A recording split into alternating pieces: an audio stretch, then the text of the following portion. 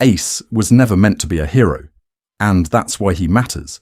Ace is a bad hero, which is kind of a problem, because the fandom keeps trying to turn him into one, a noble martyr who died for his brother at Marineford. And to be fair, that scene is great, but if your entire understanding of Portgas D Ace is one punch and one hole, you've actually missed like 70% of his character. The real Ace lives in the margins, in the novels, the Viva cards, the SBS answers, and the background panels the anime barely glances at. People on the internet often like to claim that Ace is a tragic side character, to which I say he's closer to a walking political scandal, with Freckles, the son of the Pirate King, dumped in the literal trash fire of Goa Kingdom, secretly monitored by the world government, quietly courted by revolutionaries and Yonko candidates, and then just casually absorbed into Whitebeard's crew. As if that isn't a diplomatic incident waiting to happen, because as far as the world powers are concerned, this guy is a living war trigger, not Luffy's cool older brother. Here's an interesting thing: when you stack all the obscure lore together, Ace's story stops looking like a personal tragedy and starts looking like a cover-up grey terminal. Isn't just sad poverty background, it's state-sponsored garbage management for people the nobles want erased, and the kid growing up in that smoke pit isn't just angry at the world. He is literally being trained by the system to hate the world government in a way Luffy never was. Luffy's rebellion is vibes, Ace's rebellion is evidence-based. So what are we actually doing in this video? We're going to track every weird hidden thread that turns Ace from guy who died into guy the world tried and failed to control. That means digging into Goa's invisible class system and the political horror of Grey Terminal, how the Spade Pirates were secretly running prison break recruitment missions that put Ace on Marine watch lists long before Whitebeard, the true implications of the Mera Mera no Mi as a power system, including techniques that only exist in vivre cards and novels, and the Revolutionary Army's very quiet, very specific interest in Roger's second son. I want to emphasize this is going to be fast-paced and a little bit rude. We're pulling from the Ace novels, databooks, SBS answers, not just anime clips, and we're going to throw out some contrarian takes along the way, like why Ace's hatred of the celestial dragons and the government is actually more rational than Luffy's, why his refusal to become a hero makes sense, and why the way he uses the Mera Mera is fundamentally different from Sabo's clean Logia playstyle. The core idea is simple. Ace isn't just a victim of Marineford. He's a byproduct of a world that tried to erase Roger's legacy while weaponizing his bloodline. Every choice he makes looks different when you realize multiple factions are trying to point this human warhead at their enemies, and one noble decision in Goa almost unleashed him on the first half of the Grand Line in a way that would have broken the balance of power. So the question is, what did Goa do to accidentally create Ace, and how close did they come to making the worst possible version of him we're going to start in the fire? Grey Terminal, the garbage fire that raised the Pirate King's son. We said we'd start in the fire, but before the flames you need to understand the ash heap they were planning to burn. Grey Terminal isn't just the dump behind Goa, it's an entire shadow country welded out of trash and regret. The anime gives you a few quick pans of junk piles and guys in rags and calls it a day. The novels and Vivre cards go, no, this is a semi-organized ecosystem. You've got stacked mountains of discarded goods, forming actual districts, smuggling corridors carved through scrap, shanty towers made of ship parts, and whole markets where people strip noble garbage for resale. It's a waste management system with side quests. Everything the royals don't want to see, broken furniture, failed inventions, human beings, gets funneled here. If Hightown is the front-facing website, Grey Terminal is the cursed back-end code that somehow keeps it running. Here's an interesting thing. It's not just random poor people who end up there. The Ace novel is pretty blunt that unwanted citizens, petty criminals, and anyone who saw the wrong thing could be quietly dumped into Grey Terminal. No trial, no paperwork, just whoops, you live in the trash now.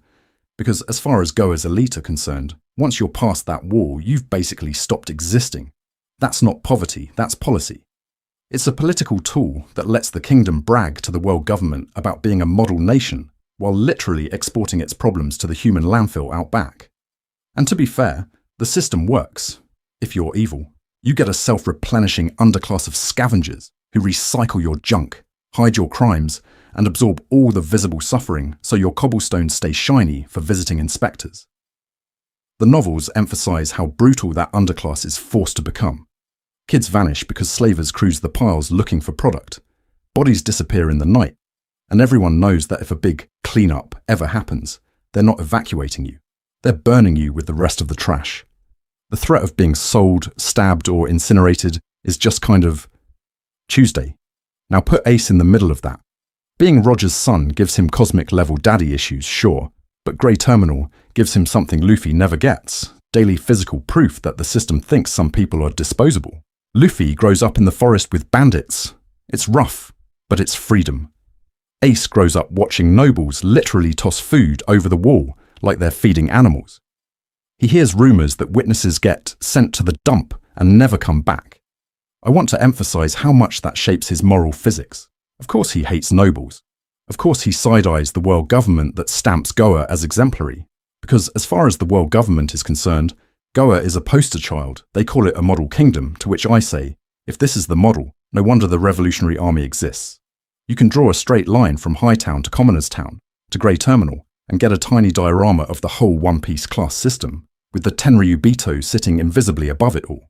Grey Terminal is basically a budget version of the Holy Land's gods and trash slaves dynamic. And when a model kingdom decides its trash pile is bad PR, that's when we get the cleansing by fire, a state-sanctioned bonfire aimed directly at Ace's home. The moment Goa tries to erase its own sins with gasoline is the moment Ace's hatred locks in, and the way he survives that night sets up every choice he makes as Spade Ace. We'll get to the flames, and who was really supposed to burn next. Goa Kingdom's pretty lie, how a model nation tried to burn Ace out of history. So Goa doesn't just try to clean up its image, it literally tries to delete a whole socio-economic class with one big fire. The nobles look at Grey Terminal, look at the schedule for a world noble visit, and go, what if we just Control plus Alt plus delete the poor? That's not an accident, that's policy. The way it's staged is almost dark comedy. You have the royals and nobles in the castle talking about beautification, like they're putting in a new fountain, while the plan is seal off the dump, set it ablaze, and let everyone inside cook. Why? Because as far as the world government is concerned, Goa is a model nation. The SBS and Vivra cards literally praise Goa's high standards, its clean stratification, its exemplary royal family. And to be fair, if your grading rubric keeps the celestial dragons comfortable, then yeah, these psychos are straight A students. Here's an interesting thing, that reputation isn't side flavour, it's the motive. The world government rewards kingdoms that keep things orderly, presentable, easy to photograph from a bubble ship. So Goa builds a wall, hides its trash, and when the trash starts looking too alive, too human, it decides to cremate it before the inspectors arrive. It's environmental storytelling via war crime. And Ace is in the middle of that. People sometimes act like Ace only hates the world government because they executed Roger, to which I say, mate, he was already done with this system before he knew whose kid he was. He watches nobles weaponize justice as a PR move. He sees the king sign off on mass murder to protect a rating. The same structure that killed his father is now trying to burn his entire childhood out of history and call it urban renewal. I want to emphasize how personal that is. Luffy's dream is freedom and adventure. I want to be Pirate King because that sounds fun. Ace's dream is proof of existence. I should have died at birth. I survived a kingdom's purge, and I refuse to disappear. That's why his rage feels different. Luffy punches celestial dragons because they're in his way. Ace looks at the celestial dragon system and sees the exact algorithm that told Goa, nice fire, here's more status. And then Dragon walks into the blaze. Not by coincidence, not as a quirky cameo. The revolutionary leader shows up during the purge because Goa is a perfect case study of everything he's fighting. A kingdom rewarded for looking clean while its people choke on smoke. Side material quietly implies Dawn Island is on the revolutionary radar, and suddenly it makes sense that the birthplace of Ace, Luffy and Sabo isn't just narrative symmetry, it's a political pressure point. From the revolutionary perspective, Ace is terrifying. Roger's blood, Grey Terminal's trauma, Conqueror's hockey potential, and a personality that attracts common folk? That's not a hero, that's a potential powder keg. And the wild part is, this fire is exactly why some revolutionaries probably start tracking him. Not to recruit him, but to make sure that if he explodes, he doesn't take the whole balance of power with him. Whether that worked, we'll see when Ace stops running from his own name and starts calling himself Spade. Garp, Dadan, and the containment plan for Roger's son. So when Ace finally stops speedrunning identity denial and slaps the spade on his back, we need to rewind and ask, how did this kid even survive long enough to become a walking geopolitical hazard? Because as far as the official record is concerned, Roger's son does not exist, which means someone had to keep him not existing in a very specific, very controlled way. People love to meme on Garp as the grandpa who just yeets children at mountains and calls it parenting, to which I say, yes, but also no. What looks like irresponsible childcare is actually a low-budget, morally grey containment plan. He doesn't dump Ace on Dadan because he's lazy. He parks the Pirate King's son in literally the one category of people the world government already ignores. Small-time bandits in a trash-adjacent kingdom the Celestial Dragons only remember when they want a slave shipment. Here's an interesting thing about Dadan. She's not just some criminal. She's a bandit boss with an off-the-books deal with a marine hero. She lives on the edge of Goa's society in that weird liminal zone where nobles pretend the Grey Terminal doesn't exist but still quietly benefit from it. Close enough that Garp can periodically drop in and punch-hug the kids, far enough that if Ace is ever discovered, the system can shrug and say, wow, crazy, some random bandit brat, and cut all ties. And Ace grows up feeling that. The Vivre card and novel give us a kid who is literally asking strangers, would you be happy if I died? That's not standard tsundere behavior. That's a child who has already internalized that his existence is a crime scene. He's violent, hostile, picking fights with adults because he's testing a hypothesis. If everyone already hates me, I might as well give them a real reason. I want to emphasize how much of a walking contradiction Garp is here. Publicly, he's the fist of justice, the guy you put on posters. Privately, he's hiding not one, but two future pirate nightmares, Ace and Luffy, by exploiting the exact lawless margins his own institution created. He uses bandits as foster parents, a garbage mountain as a firewall, and his own heroic reputation as camouflage. Garp isn't just a doting grandpa. He's running a one-man witness protection program for the Pirate King's bloodline, with zero paperwork and a lot of punches. Growing up in that mess gives Ace a weirdly intimate understanding of both sides. He's raised by criminals, but protected by a marine icon. He sees nobles burn the Grey Terminal, watches marines look away, and knows exactly which justice Garp serves and which he quietly sabotages. So when Ace later spits on the world government, it's not some vague teenage rebellion. It's a carefully observed verdict. And to be fair, that verdict starts to wobble once outside pirates drift into his orbit. Because what happens when a certain red-haired Yonko's crew shows up, laughs in the face of Goa's hierarchy, and treats this cursed bandit kid like he's just a kid? That's where Ace's belief that he's destined to be hated starts to crack, and where his path toward the Spade Pirates really ignites. Shanks' rumours and the quiet watch on Roger's bloodline Shanks basically speedruns the mysterious mentor hanging around your hometown trope, except the joke is that the kid he's accidentally orbiting isn't just Luffy, it's Roger's son. While Ace is punching boars on Mount Kalubo and yelling at Dadan, Shanks is literally drinking within walking distance in Fuchsia Village, clowning bandits and betting his arm on the next generation. Timeline-wise, this is tight. Shanks is active in East Blue for about a year before Luffy sets sail, Ace is already running around the Goa region, and Garp is dropping in like the world's most destructive babysitter. You're telling me Roger's former apprentice, who knows Garp personally, parks his ship right next to the mountain where Roger's kid is hiding and just never asks a single question? To which I say, mate, you're a rushed headcanon, because as far as narrative patterns go, Oda loves closed loops. We have Vivre card notes and Oda comments that Shanks keeps an eye on certain seas and certain bloodlines. He doesn't stalk the entire world, he picks very specific pressure points. Dawn Island is one of them. Garp's there, Luffy's there. Dragon literally blows in during the Grey Terminal fire, and we're supposed to believe the red-haired guy who used to ride on Roger's ship has zero intel that Garp is secretly raising Roger's son in the same forest. That's not a mystery. That's just bad pirate networking. Here's an interesting thing. Shanks not recruiting Ace actually fits his whole risk-averse chaos gremlin persona. Taking Roger's kid under the red hair flag would paint a giant Yonko-coloured target on Ace's back overnight. Leave him with Dadan and Garp though. Suddenly he's half urban legend, half local problem. I want to emphasize that this is ironically safer. As long as Ace is just a cursed brat in a backwater kingdom, the world government can kind of ignore him. The second he's Shanks' new protege, he becomes a priority threat, and that cursed brat status matters. Goa, Grey Terminal, Mount Kalubo, these places run on rumour as much as food. Bandits, smugglers, slum dwellers, random pirates stopping over in the East Blue.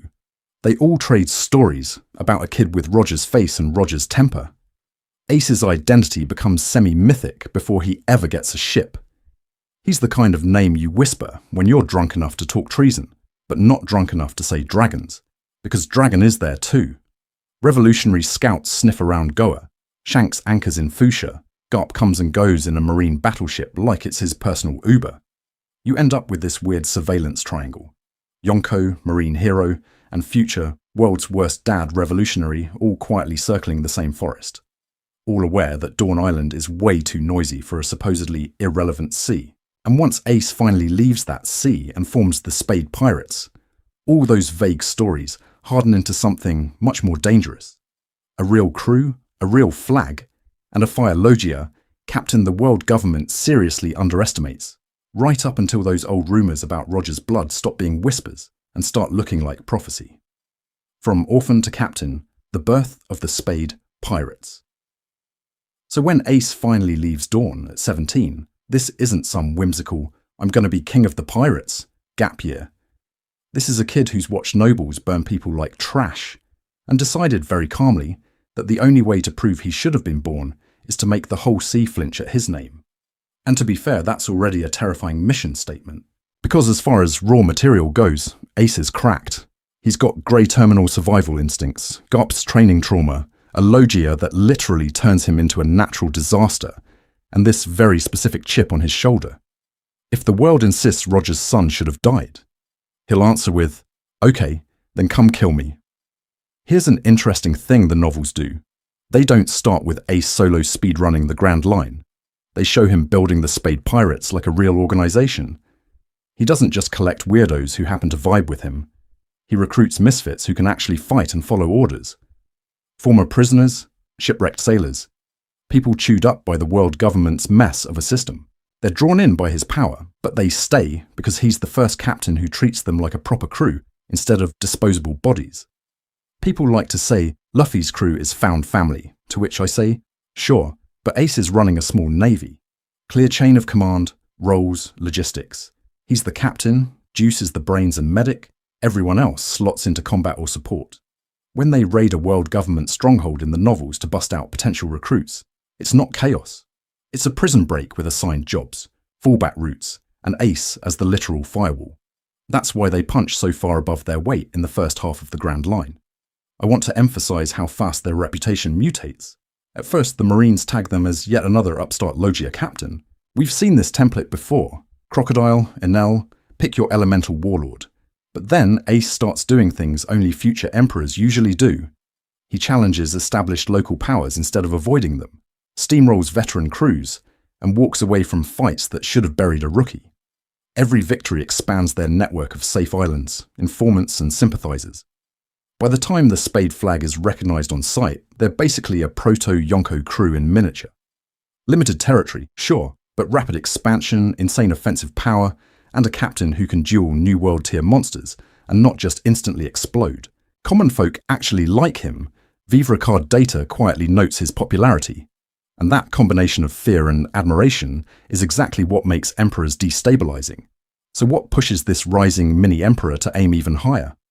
Somewhere along the way, make my name feared stops being enough.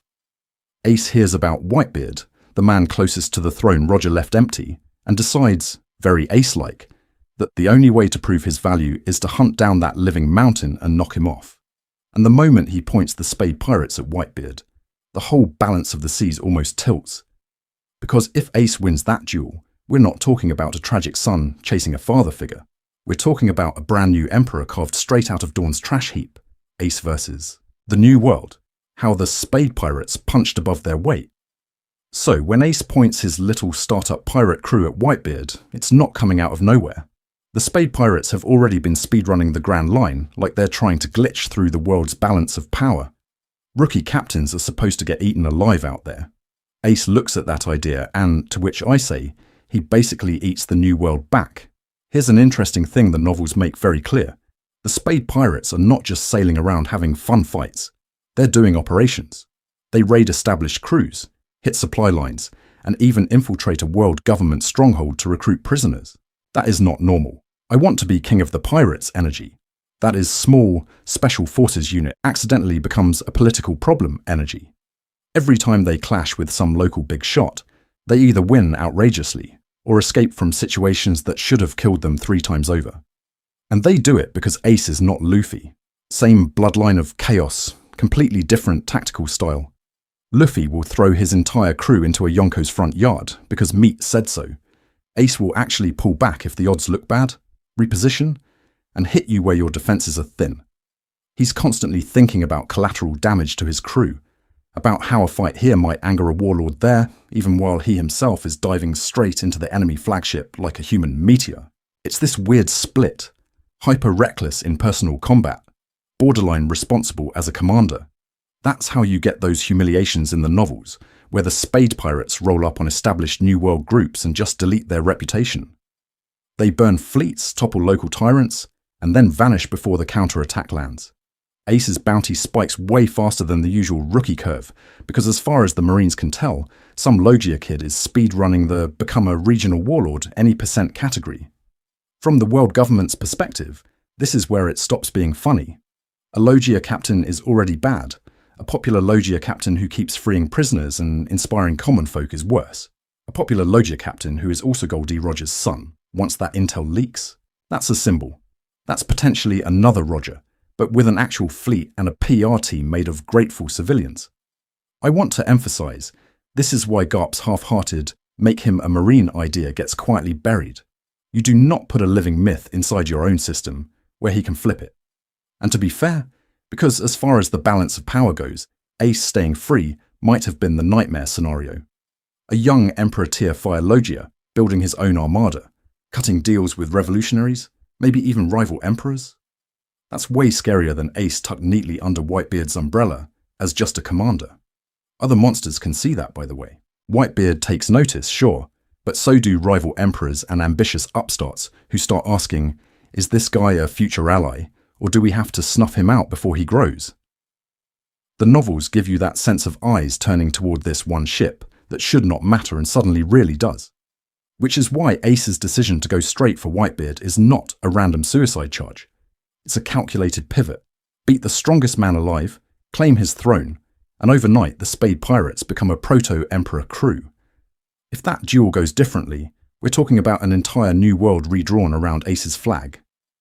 But it doesn't go that way, and the way it actually goes might be the single strangest promotion in pirate history, which is where we head next. Hunting a Yonko, why Ace tried to take Whitebeard's head. So when Ace charges at Whitebeard, it looks like the dumbest career move in pirate history. Congrats, you found the final boss on Tutorial Island. But here's an interesting thing. If you actually track Ace's psychology, that charge is the only move that makes sense. Because as far as Ace is concerned, this isn't I want to be Pirate King. This is, I want to punch God in the face for ever letting me be born wrong. He grows up in Goa hearing that the world would be better if Gold D. Roger's kid never existed. That's not just bullying, that's metaphysical customer feedback. So when the world tells you your existence is a bug in the system, what's the logical patch? Beat the strongest man alive so no one can ever say you were a mistake again.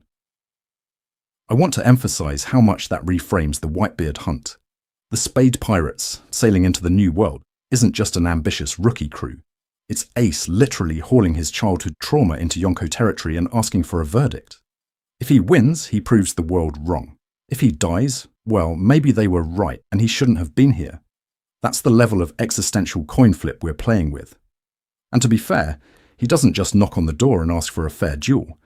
The novels and Vivre card data turn this into a running gag of attempted homicide. Night raids on Moby Dick. Surprise firestorms while Whitebeard naps. Ace trying to melt the ship from underneath. The commanders treat it like a workout routine. Oh, it's 2 AM, time to beat up the fire kid again. The joke is that they keep flattening him. The serious point is that he keeps coming back. At 17, 18, this guy is soloing into a Yonko's territory. surviving multiple direct clashes with Whitebeard's crew, and still has enough power left to threaten the old man's life, often enough that they have to take him seriously. People like to say Ace was reckless, to which I say, mate, if a single ship captain can repeatedly tag a Yonko's flagship and walk away breathing, that's not recklessness, that's a global security issue. Politically, it's terrifying. Every major power now has to update the threat matrix. Logia Prodigy with Roger's blood, popular with commoners, already infiltrated a world government stronghold to recruit prisoners, now trying to decapitate an emperor. Garp wants him as a marine. The higher-ups veto it because putting that bomb inside their own building is career suicide. Ace becomes this walking what-if for the new world. What if he refuses every alliance, keeps stacking broken prisoners, and never bends the knee? What if he actually stalemates Whitebeard in public just once? Suddenly, you don't just have a hot-headed rookie. You have a potential rallying point for anti-world government forces, a rival emperor candidate built out of pure resentment and charisma. And then Whitebeard does the most disruptive thing possible. He doesn't kill Ace, he adopts him, and that choice rewires the entire trajectory of the sea, which is where we're going next. From assassin to son, why Whitebeard bet on Ace? So from Whitebeard's point of view, this is not just some spicy rookie knocking on his door. This is a walking fork in history. You've got an insanely persistent young captain who's already humiliated Marine strongholds with the Spade Pirates, a top-tier Logia, Roger's blood, and enough charisma that prisoners and nobodies are literally choosing him over safety. That's not background noise, that's either a future enemy or a future heir. And here's an interesting thing. Whitebeard is old-school Yonko. He understands that power is not just a fruit or a bounty, it's who other people are willing to die for. Ace has that in terrifying quantities. So when this kid keeps trying to assassinate him on his own ship, Whitebeard reads it less as annoying mosquito and more as this is what a budding emperor looks like if I let him grow in the wild. Because as far as long-term threats go, independent Ace is a nightmare scenario, so he flips the script. Instead of crushing Ace, he adopts him, and not in a vague PR-friendly way. He literally says, "You're my son, this is your home. We don't care who your father was." That hits Ace where he's weakest. Grey Terminal, the Goa Kingdom politics, the whole "should Roger's kid have been born" debate left him convinced he should not exist. Whitebeard's offer is not just a crew slot, it's existential amnesty. We see that slow burn in the novels and Vivre cards. At first, Ace still sleeps with his guard up, still tries half-hearted sneak attacks on Whitebeard like a tsundere assassin. Then he starts drinking with Thatch, arguing recipes, getting dragged into Marco's petty gossip patrol. He makes a Vivre card, pretends it's just practical, then panics when it starts burning during Whitebeard's health dips. That's not the behaviour of a would-be patricide. That's a son terrified of losing his dad. And to be fair, this emotional arc is strategic gold. The more Ace invests in this found family, the less self-destructive he becomes. The kid who used to throw his life away fighting bandits for insulting Roger's name now throws his life into protecting nameless Whitebeard allies. Whitebeard has basically taken a human time bomb and wired it into his own heart, where at least he can see the timer. From a balance of power angle, it's genius. By putting Ace under his flag, Whitebeard shields him from the world government's immediate assassinations, and at the same time, removes Ace the free agent Yonko candidate from the board. A charismatic Logia captain with Roger's blood wandering around recruiting disaffected islands? Terrifying. A charismatic Logia commander whose loyalty is tied to one old man's life support system? Contained. The world government, of course, looks at this and goes, to which I say, they absolutely lose their minds. Because as far as propaganda value is concerned, Roger's son, thriving under the banner of the strongest man in the world, is the worst possible look. Whitebeard thinks he's shielding Ace from the hatred aimed at Roger. That same blood is exactly why the Marines decide they need to execute him on the biggest stage they can build. I want to emphasize how ironic that is. Whitebeard neutralizes one threat, the future rival emperor, by creating another, subtler one. A martyr candidate whose death can reshape the age. And while all this emotional and political rewiring is happening, Ace is quietly leveling up the Mera Mera no Mi in ways we barely see on screen, which is where things get spicy. Because the way Ace learns to burn the sea itself under Whitebeard's banner is very different from how Sabo later uses that same fruit. And that gap tells us a lot about what the Mera Mera is actually capable of. The Mera Mera no Mi, more than just Fire Punch. So let's actually talk about the fruit, because as far as fandom hot takes go, Mera Mera is just Fire Punch lol might be one of the laziest.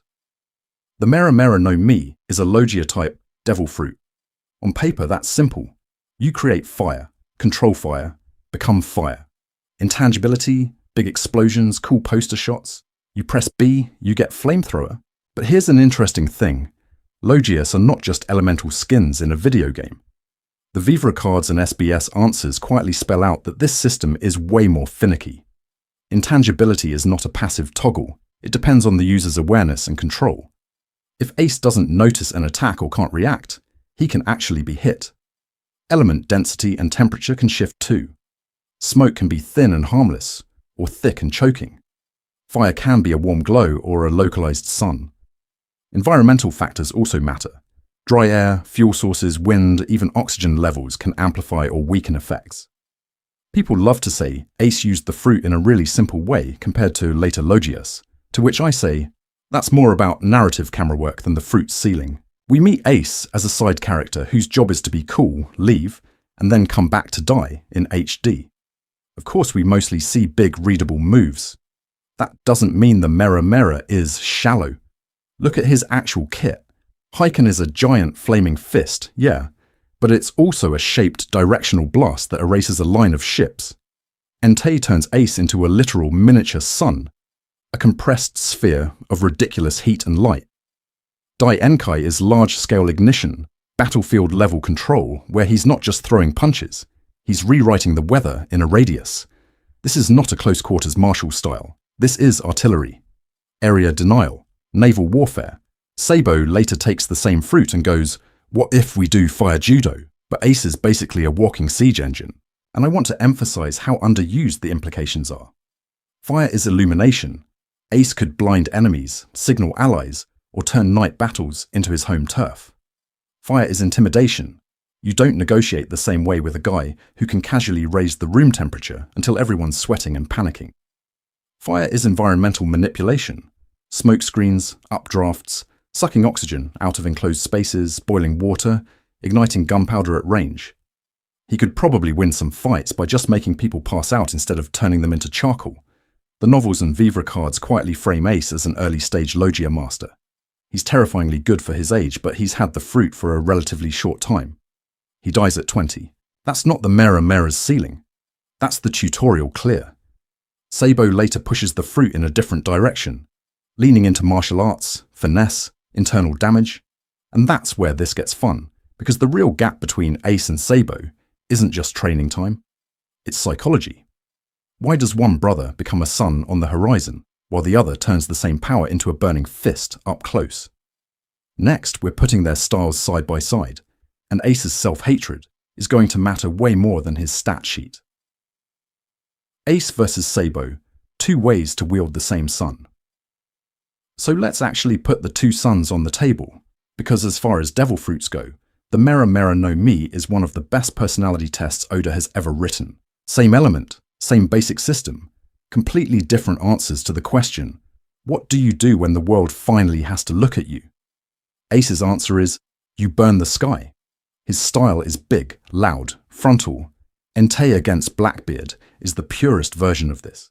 He literally creates a sun the size of a small island and just hurls it. No subtlety, no fallback plan. Just if I incinerate the horizon, nobody can pretend I don't exist. It's not just area of effect, it's emotional area of effect. His fire is a tantrum scaled up to natural disaster levels. A guy who spent his childhood asking strangers if they wished he'd never been born, now weaponizing that same question into a war crime. Sabo, by contrast, fights like somebody who's filled out paperwork. He's Revolutionary Army Corps staff. The Mera Mera gets slotted into Ryosoken, not the other way around. In Dressrosa, he's threading fire through dragon claws, turning his body intangible for mobility, melting specific parts of the Corridor Colosseum while keeping the crowd alive.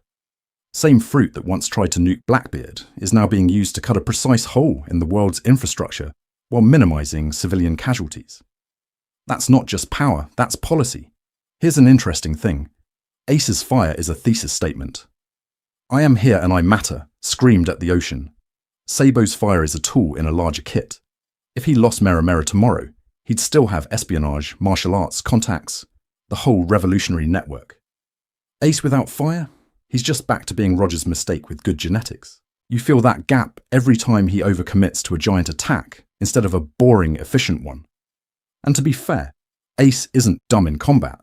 The Vivre cards and novels go out of their way to say he's a natural talent who mastered the fruit absurdly fast, inventing name techniques we never even see animated. The problem is volatility. He escalates instantly, Spade Pirates raids, Jaya, then Entei, because his internal win condition isn't complete the mission, it's prove I should have been born. Sabo's training drills the opposite into him. Restraint, intel, exit routes. You can almost hear Dragon in the background going, "No, you don't get to emotionally self-immolate during a covert op." People like to say Sabo is just Ace but smarter, to which I say, you're kind of underselling how terrifying Ace could have been with 10 more years and a therapist. The side material practically screams that his ceiling was insane. If he'd ever pointed that sun with Sabo's level of discipline, we're probably talking Emperor-tier threat. I want to emphasize one last detail though. Ace doesn't always pick these giant flashy moves just for himself. Who's watching matters. Whitebeard, the Marines. And quietly, a set of revolutionary eyes that have been on Roger's second sun since Grey Terminal. Those people aren't just spectators. They're shaping which fires he chooses to light. We'll get into how much they were actually watching him next. Logia quirks, the hidden rules behind Ace's flames.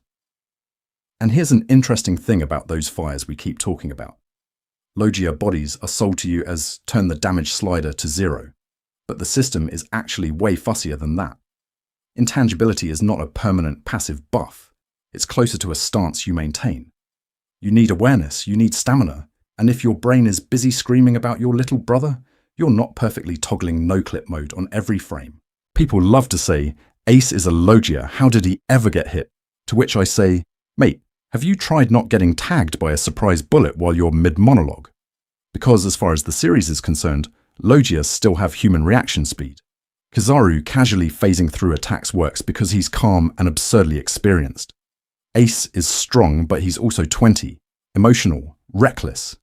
That matters. Blackbeard is the cleanest case study.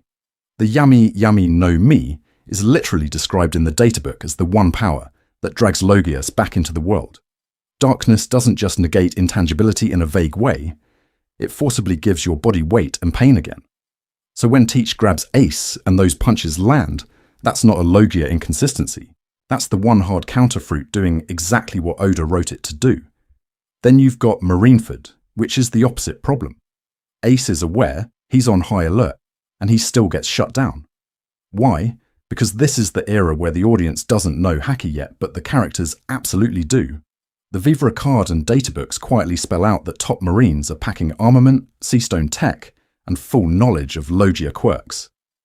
That random-looking execution platform? Laced with Seastone. Those handcuffs? Seastone. The moment they're on, he's not fireman, he's just a very tired guy in shorts. And to be fair, even before the cuffs, he's fighting in a weather and terrain setup that hates him. Torrential seawater, icebergs everywhere, Aokiji turning the ocean into a no-fly zone. Fire looks visually dominant, but in that environment, every big move is a stamina bloodletting with horrible collateral. I want to emphasize how insane Entei actually is. You are condensing enough heat to erase a giant into a single strike, in a bay full of allies, under sniper fire, while 3 admirals are watching. Of course he doesn't spam it. That's not Ace's dumb. That's Ace doesn't want to vaporize half the Whitebeard fleet to prove a point. We do see him use his element cleverly when the story isn't screaming. Propulsion bursts to dodge, flame walls as instant cover, smoke and heat distortion to break line of sight, even softening incoming projectiles by burning or melting them before contact. The anime mostly goes fire punch, go boom, but the novels and Vivre card quietly list more technical applications that Sabo later makes look effortless. And that gap between what Ace can do and what he chooses to do, that's not just mechanics, that's pressure. Who raised him? Who's watching? Garp's marine expectations, Shanks's quiet interest, and a revolutionary shadow that's been measuring Roger's second sun since Grey Terminal. The real question isn't how strong is Ace's fire, it's who is he willing to burn the world for? That's where we're going next. The Revolutionary Army's quiet interest in Ace. So when we ask, who is Ace willing to burn the world for? The story quietly raises its hand and goes, Dragon's been wondering the same thing actually. Because as far as shadowy political interest goes, Roger's second son is basically a walking limited edition propaganda poster. We need to roll back to Grey Terminal. Dragon shows up in Goa, watches the world government's shiny model nation literally set its own trash pile on fire, and he's disgusted. He explicitly calls out the rot under the surface, the idea that this is the future the world government wants to export. Here's an interesting thing. That same bonfire is where Ace, Luffy, and Sabo are being forged.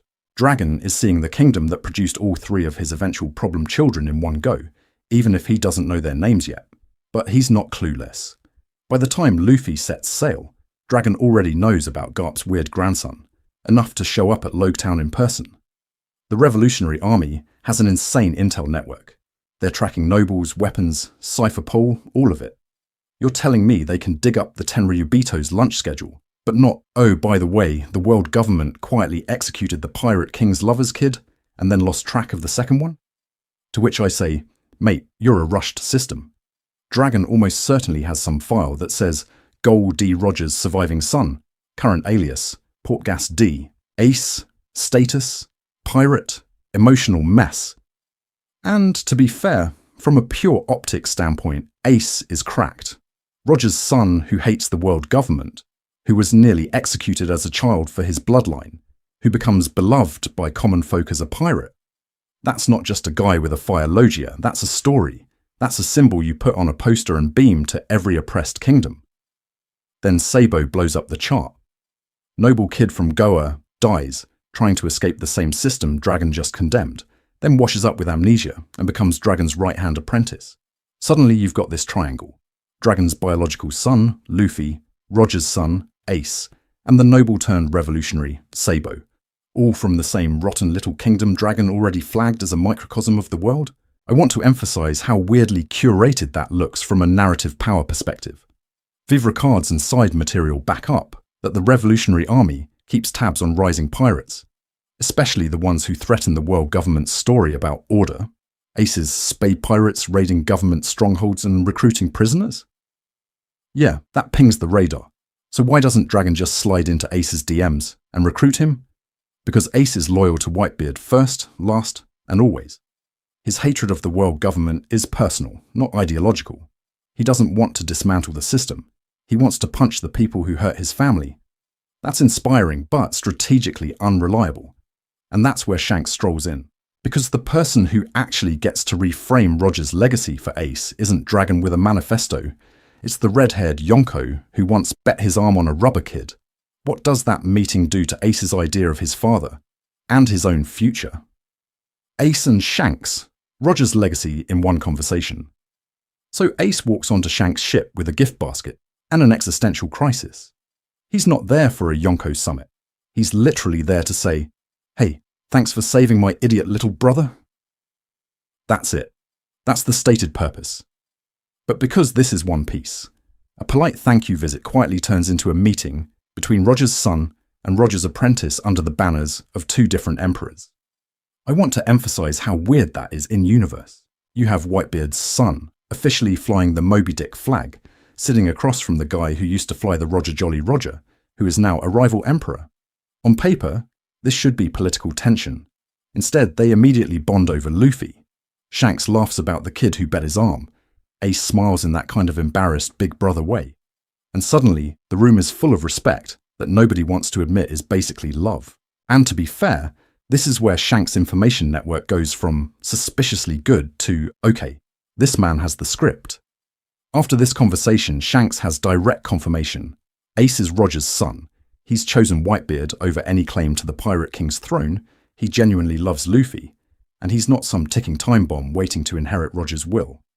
Shanks approves. He toasts Ace as Whitebeard's son, not Roger's heir. That's a huge ideological stamp, because as far as tacit alliances go, this is basically a handshake between two Yonko spheres of influence with Roger's ghost awkwardly third-wheeling in the middle. You've got the man who inherited Roger's crew ethos, and the man who inherited Roger's bloodline agreeing, without saying it, that Luffy is the one they're betting on. Is that an official treaty? No, but when a future Marineford lineup is quietly pre-approved over drinks, you start to see how this power system actually runs on vibes and personal respect. Here's an interesting thing. This meeting doesn't just affect Shanks' calculus. It hits Ace right in the self-hatred. This is the guy who grew up in Grey Terminal asking strangers if they'd be happier if Roger's son had never been born. Now he's hearing stories about Roger from someone who genuinely admired him, and those stories are tied to Luffy, not to some grand destiny speech. That probably softens the "I shouldn't exist" loop and hardens the "I'll live as Whitebeard's son" resolve. He's not replacing Roger. He's choosing a different father. The novels and Vivre card data go harder on this than the anime ever does. Other crews see Ace walking into Shanks' territory and not dying, and they read that as, oh, Whitebeard and Shanks, not enemies, something's going on there.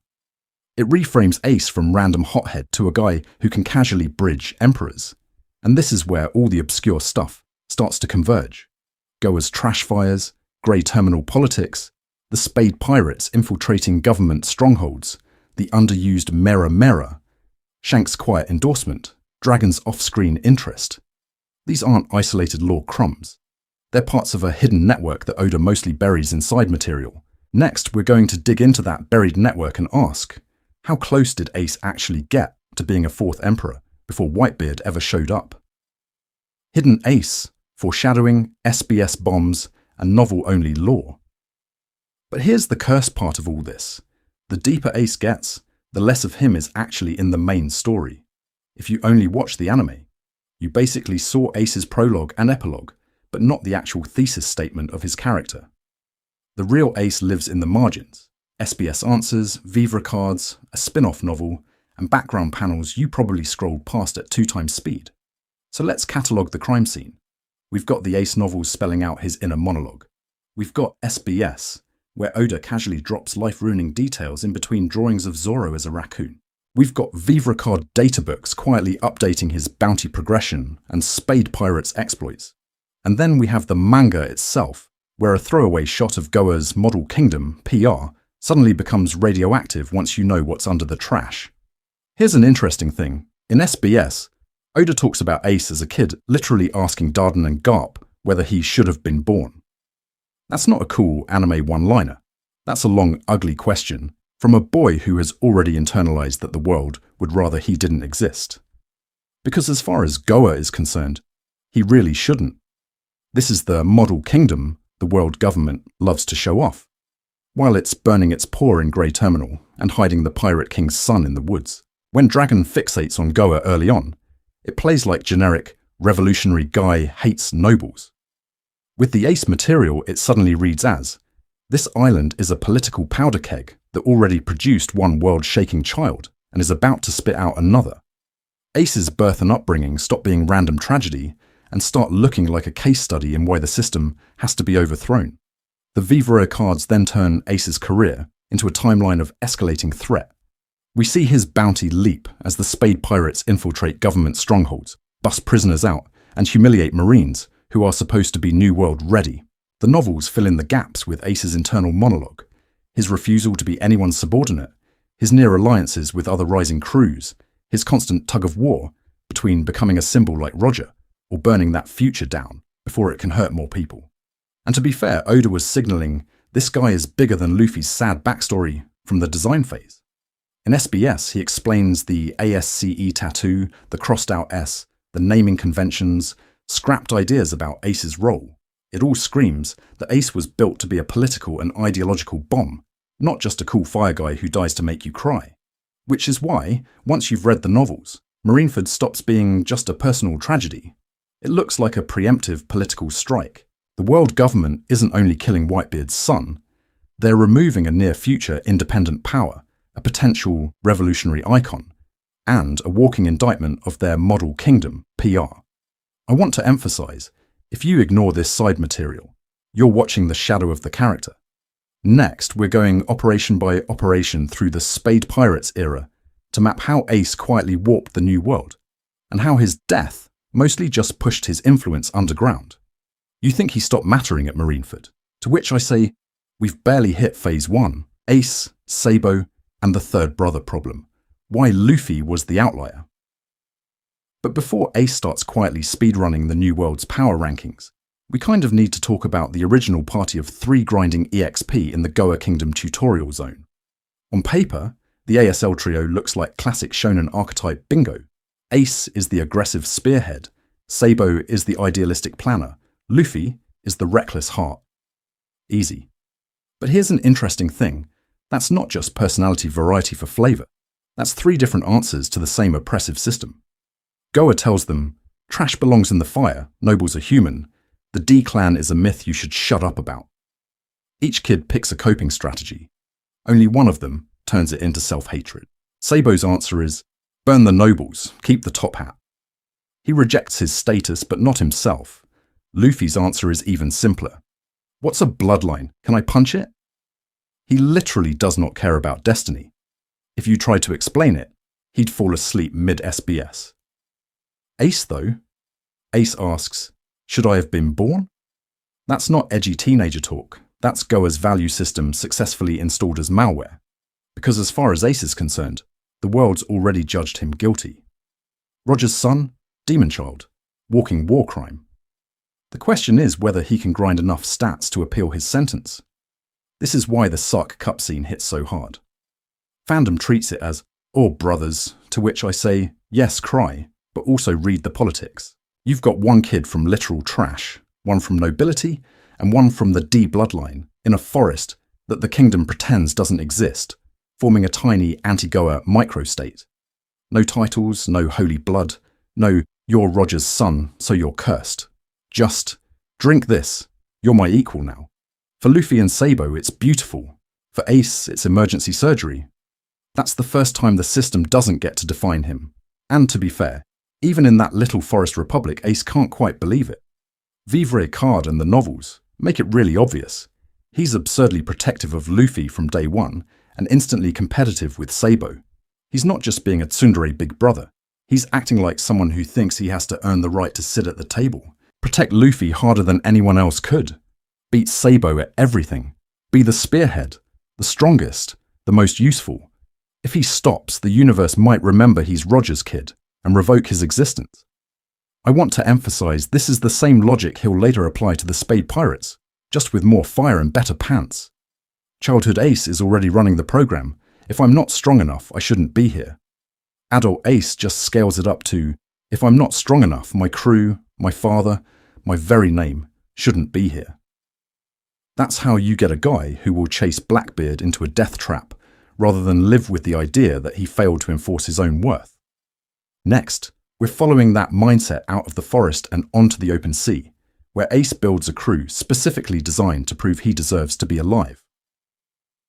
Dadan's Bandits, the unlikely shield between Ace and the world.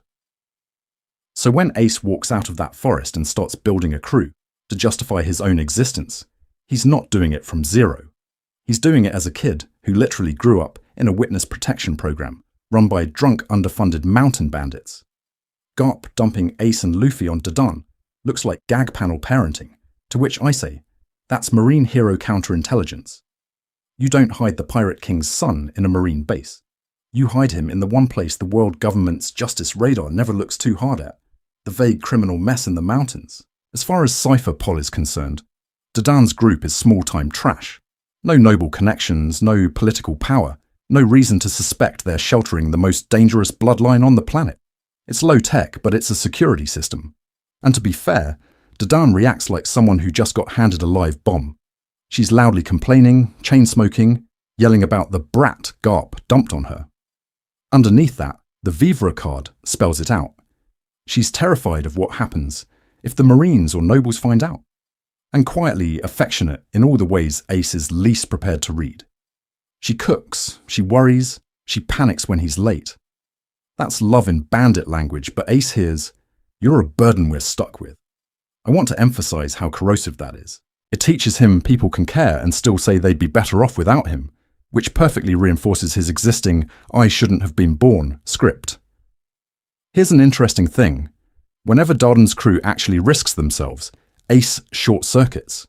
During the Grey Terminal fire, Dadan charges into a literal inferno to get Luffy out.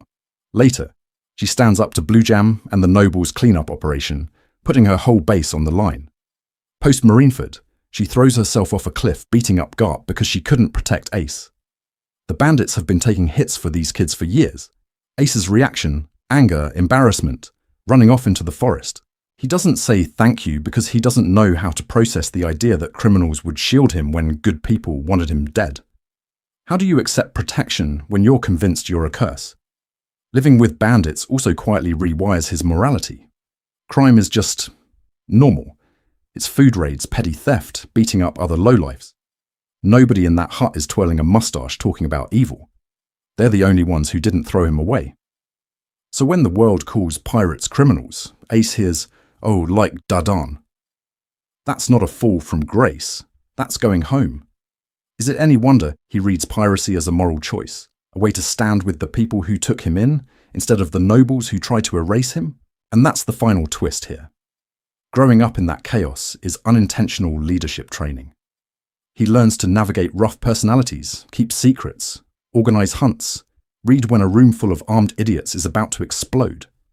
That's why, when we see the Spade Pirates appear out of nowhere, it's not actually nowhere.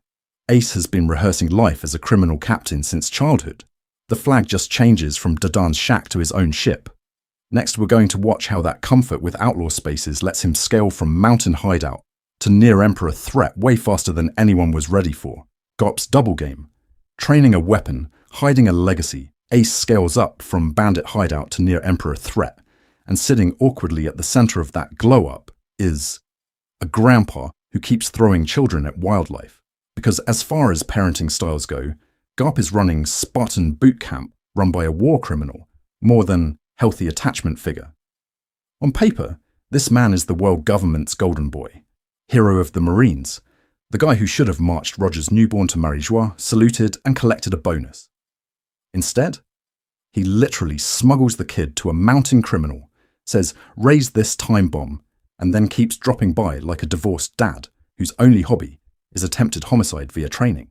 We watch him toss Ace and Luffy into the wilderness, chain them to balloons, dump them in the forest with beasts that should absolutely be an impel down, and the anime plays it as gag comedy. To which I say, that's not a joke, that's witness testimony. Here's an interesting thing. If you stop laughing for 2 seconds, Garp's whole routine reads like counterintelligence. He knows exactly what it means to be Roger's son in this world. The moment that name leaks, Cypher Pole, Admirals, the whole power system comes crashing down. So he does the only thing he understands. He forges a weapon. If the world finds you, you'd better be too strong to die. The wilderness, the beasts, the sink or swim games, this is him trying to preempt a public execution long before Marineford is even a draft in Oda's notebook. And to be fair, he isn't just making a weapon, he's trying to overwrite a legacy. Garp never shuts up about Marines. "You two will be great Marines," he barks over and over. On the surface, that's a funny running gag. Underneath, it's therapy via brainwashing. He's saying, "You are not Roger's son, you are my grandsons. You will carry my justice, not his sins." The problem is that Ace has already absorbed the world's opinion of the Pirate King. Every drunk in Grey Terminal spits on Roger's name. Every rumor calls him a devil. Ace hears that, doesn't know the full story, and turns it inward as "I shouldn't have been born." Garp's sales pitch for marine life can't touch that, because he's trying to paint over rot without cleaning it. I want to emphasize how passive his communication is. He never sits Ace down and says, "Your father was complicated, he loved you, here's what actually happened." Instead, he lets the kid marinate in secondhand hatred. Even in SBS notes, Oda jokes that Garp forgot to tell Ace and Luffy crucial things. Which is funny until you realize those omissions are Ace's entire personality wound. And that's the emotional bill that comes due later. Garp's training gives Ace a body that can stand on a Moby Dick deck, but no story where he's allowed to feel worthy. So when a certain old man with a crescent mustache says, "You are my son," it doesn't land like a cute crew slogan. It hits like a religious revelation, the first positive narrative Ace has ever been handed about who he's allowed to be. And we're about to watch how that one sentence does more for him than Garp's entire lifetime of punches. The day Sabo died, how loss locked Ace's worldview in place. But that revelation about Whitebeard only really hits if you understand the last time Ace watched a father's world make a decision. Because before the mustache, Dad says, "You are my son." A celestial dragon basically says, "You are my property," and fires a cannon at a child to prove it. We go back to Goa. Sabo's escape attempt is already political theatre. A noble kid literally burns his ID card, rejects his status, and tries to sail out of a kingdom that just set its own slums on fire. The garbage ring is still smoking, the world government ship pulls up, and here's an interesting thing. The guy who kills Sabo is not just any noble. He's a celestial dragon, the final boss of hereditary entitlement. A noble who betrayed his class is erased by the world's highest nobles with one board shot. That's not subtle. That's Oda grabbing you by the face and yelling, "This is how the system works." Now, how does Ace read that moment? Not as freak accident, not as wow, the sea is dangerous. Ace is already primed to hate nobles, right? Grey terminal kids don't need a political science degree to understand class violence. But Sabo's boat exploding in front of him is the lab-confirmed result. Because as far as Ace is concerned, the equation is simple.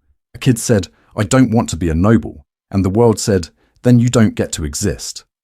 I want to emphasize how fast Ace's brain closes around that idea. We see the rage first, the screaming, the way he has to be physically held back. Then we see the grief, the quiet, the way he and Luffy clutch that sake cup like it's a grave marker. But the really scary part is the resolve that calcifies after. Waiting for justice? Pointless. No Marine came, no apology, no punishment. The guy who fired that cannon will go home, eat grapes, and buy a new slave. So Ace decides, at like 10 years old, that the only way to answer a world like that is to go out to sea and punch it himself. And to be fair, we as readers go, yeah, that tracks, because the story has just spent an entire arc showing us nobles torching the poor for aesthetics. But here's the tragic bug in the system. Sabo lives. He's scooped up by Dragon, loses his memories and grows into a revolutionary who is literally fighting the exact same world Ace hates, while having no idea that Ace even exists. So we get this brutal irony. Sabo forgets Ace. Ace cannot emotionally move 1 inch past Sabo. One brother's brain wipes the save file. The other brother builds his entire character build around avenging that deleted data. When Ace later burns the world government flag at Enies Lobby's spiritual sequel moments, or when he refuses every alliance that would dull his autonomy before Whitebeard, that's Sabo's death echoing. He is still arguing with that cannon blast. People like to say Sabo's return cheapened Ace's tragedy, to which I say, no, it retroactively makes Ace even sadder. Because now we know there was a version of the world where the ASL trio reunites under Dragon, and Ace never has to die for a father he met at sea. But that's not the route Ace takes. Sabo's apparent death leaves a Sabo-shaped hole that needs filling, and it doesn't get filled by Garp or Dodden or the idea of the Marines. It gets filled by the first man with enough power to stand in front of that cannon in Ace's imagination and say, if the world wants you gone, it goes through me. That's why Whitebeard doesn't just show up as a cool boss to defeat. He walks into a worldview frozen on Dawn Island and offers Ace a different answer than the one that Celestial Dragon gave. And the wild part is, Ace is so primed by Sabo's death that he's ready to believe it. But that belief comes with a cost we're about to watch him pay, island by island, until Marineford sends its own cannon shot. Leaving Dawn Island. Why Ace went to sea. So early and so angry. So when that belief comes with a cost, it's not just metaphorical therapy speak. The bill shows up the moment Ace actually leaves Dawn Island, and the interest rate is insane. We treat going to sea in One Piece like a graduation ceremony. For Ace, it's way closer to a prison break with extra arson. Here's an interesting thing. Vivre Card Data and the Ace novels quietly lock his departure to around 17. Same age as Luffy on paper, sure, but look at the circumstances. Luffy leaves after a decade of Shanks worship and Garp's weird boot camp. Ace leaves after being hunted as a child of a demon, watching Sabo die in a noble's cannon fire, and living in literal trash under a kingdom that would rather burn its poor than see them. Same island, completely different weather systems in their heads. People like to say, Ace just wanted adventure. To which I say, mate, he already had adventure. It was called surviving Grey Terminal. What he actually wants is proof. Proof that he deserved to be born. Every fight, every island, every flex of the mirror, mirror, know me is him asking the world, was my existence a mistake? And hoping the bounty posters will answer. Because as far as motivations go, Ace is running 4 overlapping programs at once. 1. Prove he's not a sin in human form. 2. Get as far away from Goa's hypocrisy as physically possible so he doesn't burn it down himself. 3. Honor Sabo's dream of freedom by living it louder than Sabo ever got the chance to. And 4. Outrun the shadow of Gold D, Roger's name, that he is absolutely convinced will find him. Marine file by marine file, if he ever sits still. And to be fair, that hatred he carries for nobles and the world government is not a clean political ideology. This is not Dragon handing him a pamphlet and going, "Have you heard the good word of systemic reform?" It's raw, personal, unfocused. He doesn't want to restructure the world. He wants to punch the specific faces that hurt the people he loved. That's why he never joins the revolutionaries despite Dragon almost certainly knowing he exists. Ace doesn't want a movement. He wants a crew. I want to emphasize how different that makes his launch compared to Luffy's. Luffy stands on that same general coastline and declares, "I'm going to be king of the pirates." Ace pushes off with something closer to, "If I keep moving, maybe I'll find a reason not to hate myself." Same sea, different quests. One is chasing a crown, the other is fleeing a ghost. And that's exactly why, once he hits open water, the mess of motives hardens into something terrifyingly efficient. All that self-hatred, all that rage at nobles, all that need to prove Sabo right and Roger wrong gets poured into one project, the Whitebeard Pirates. A brand new flag that almost rewrites the balance of power before Luffy ever buys his first barrel of booze.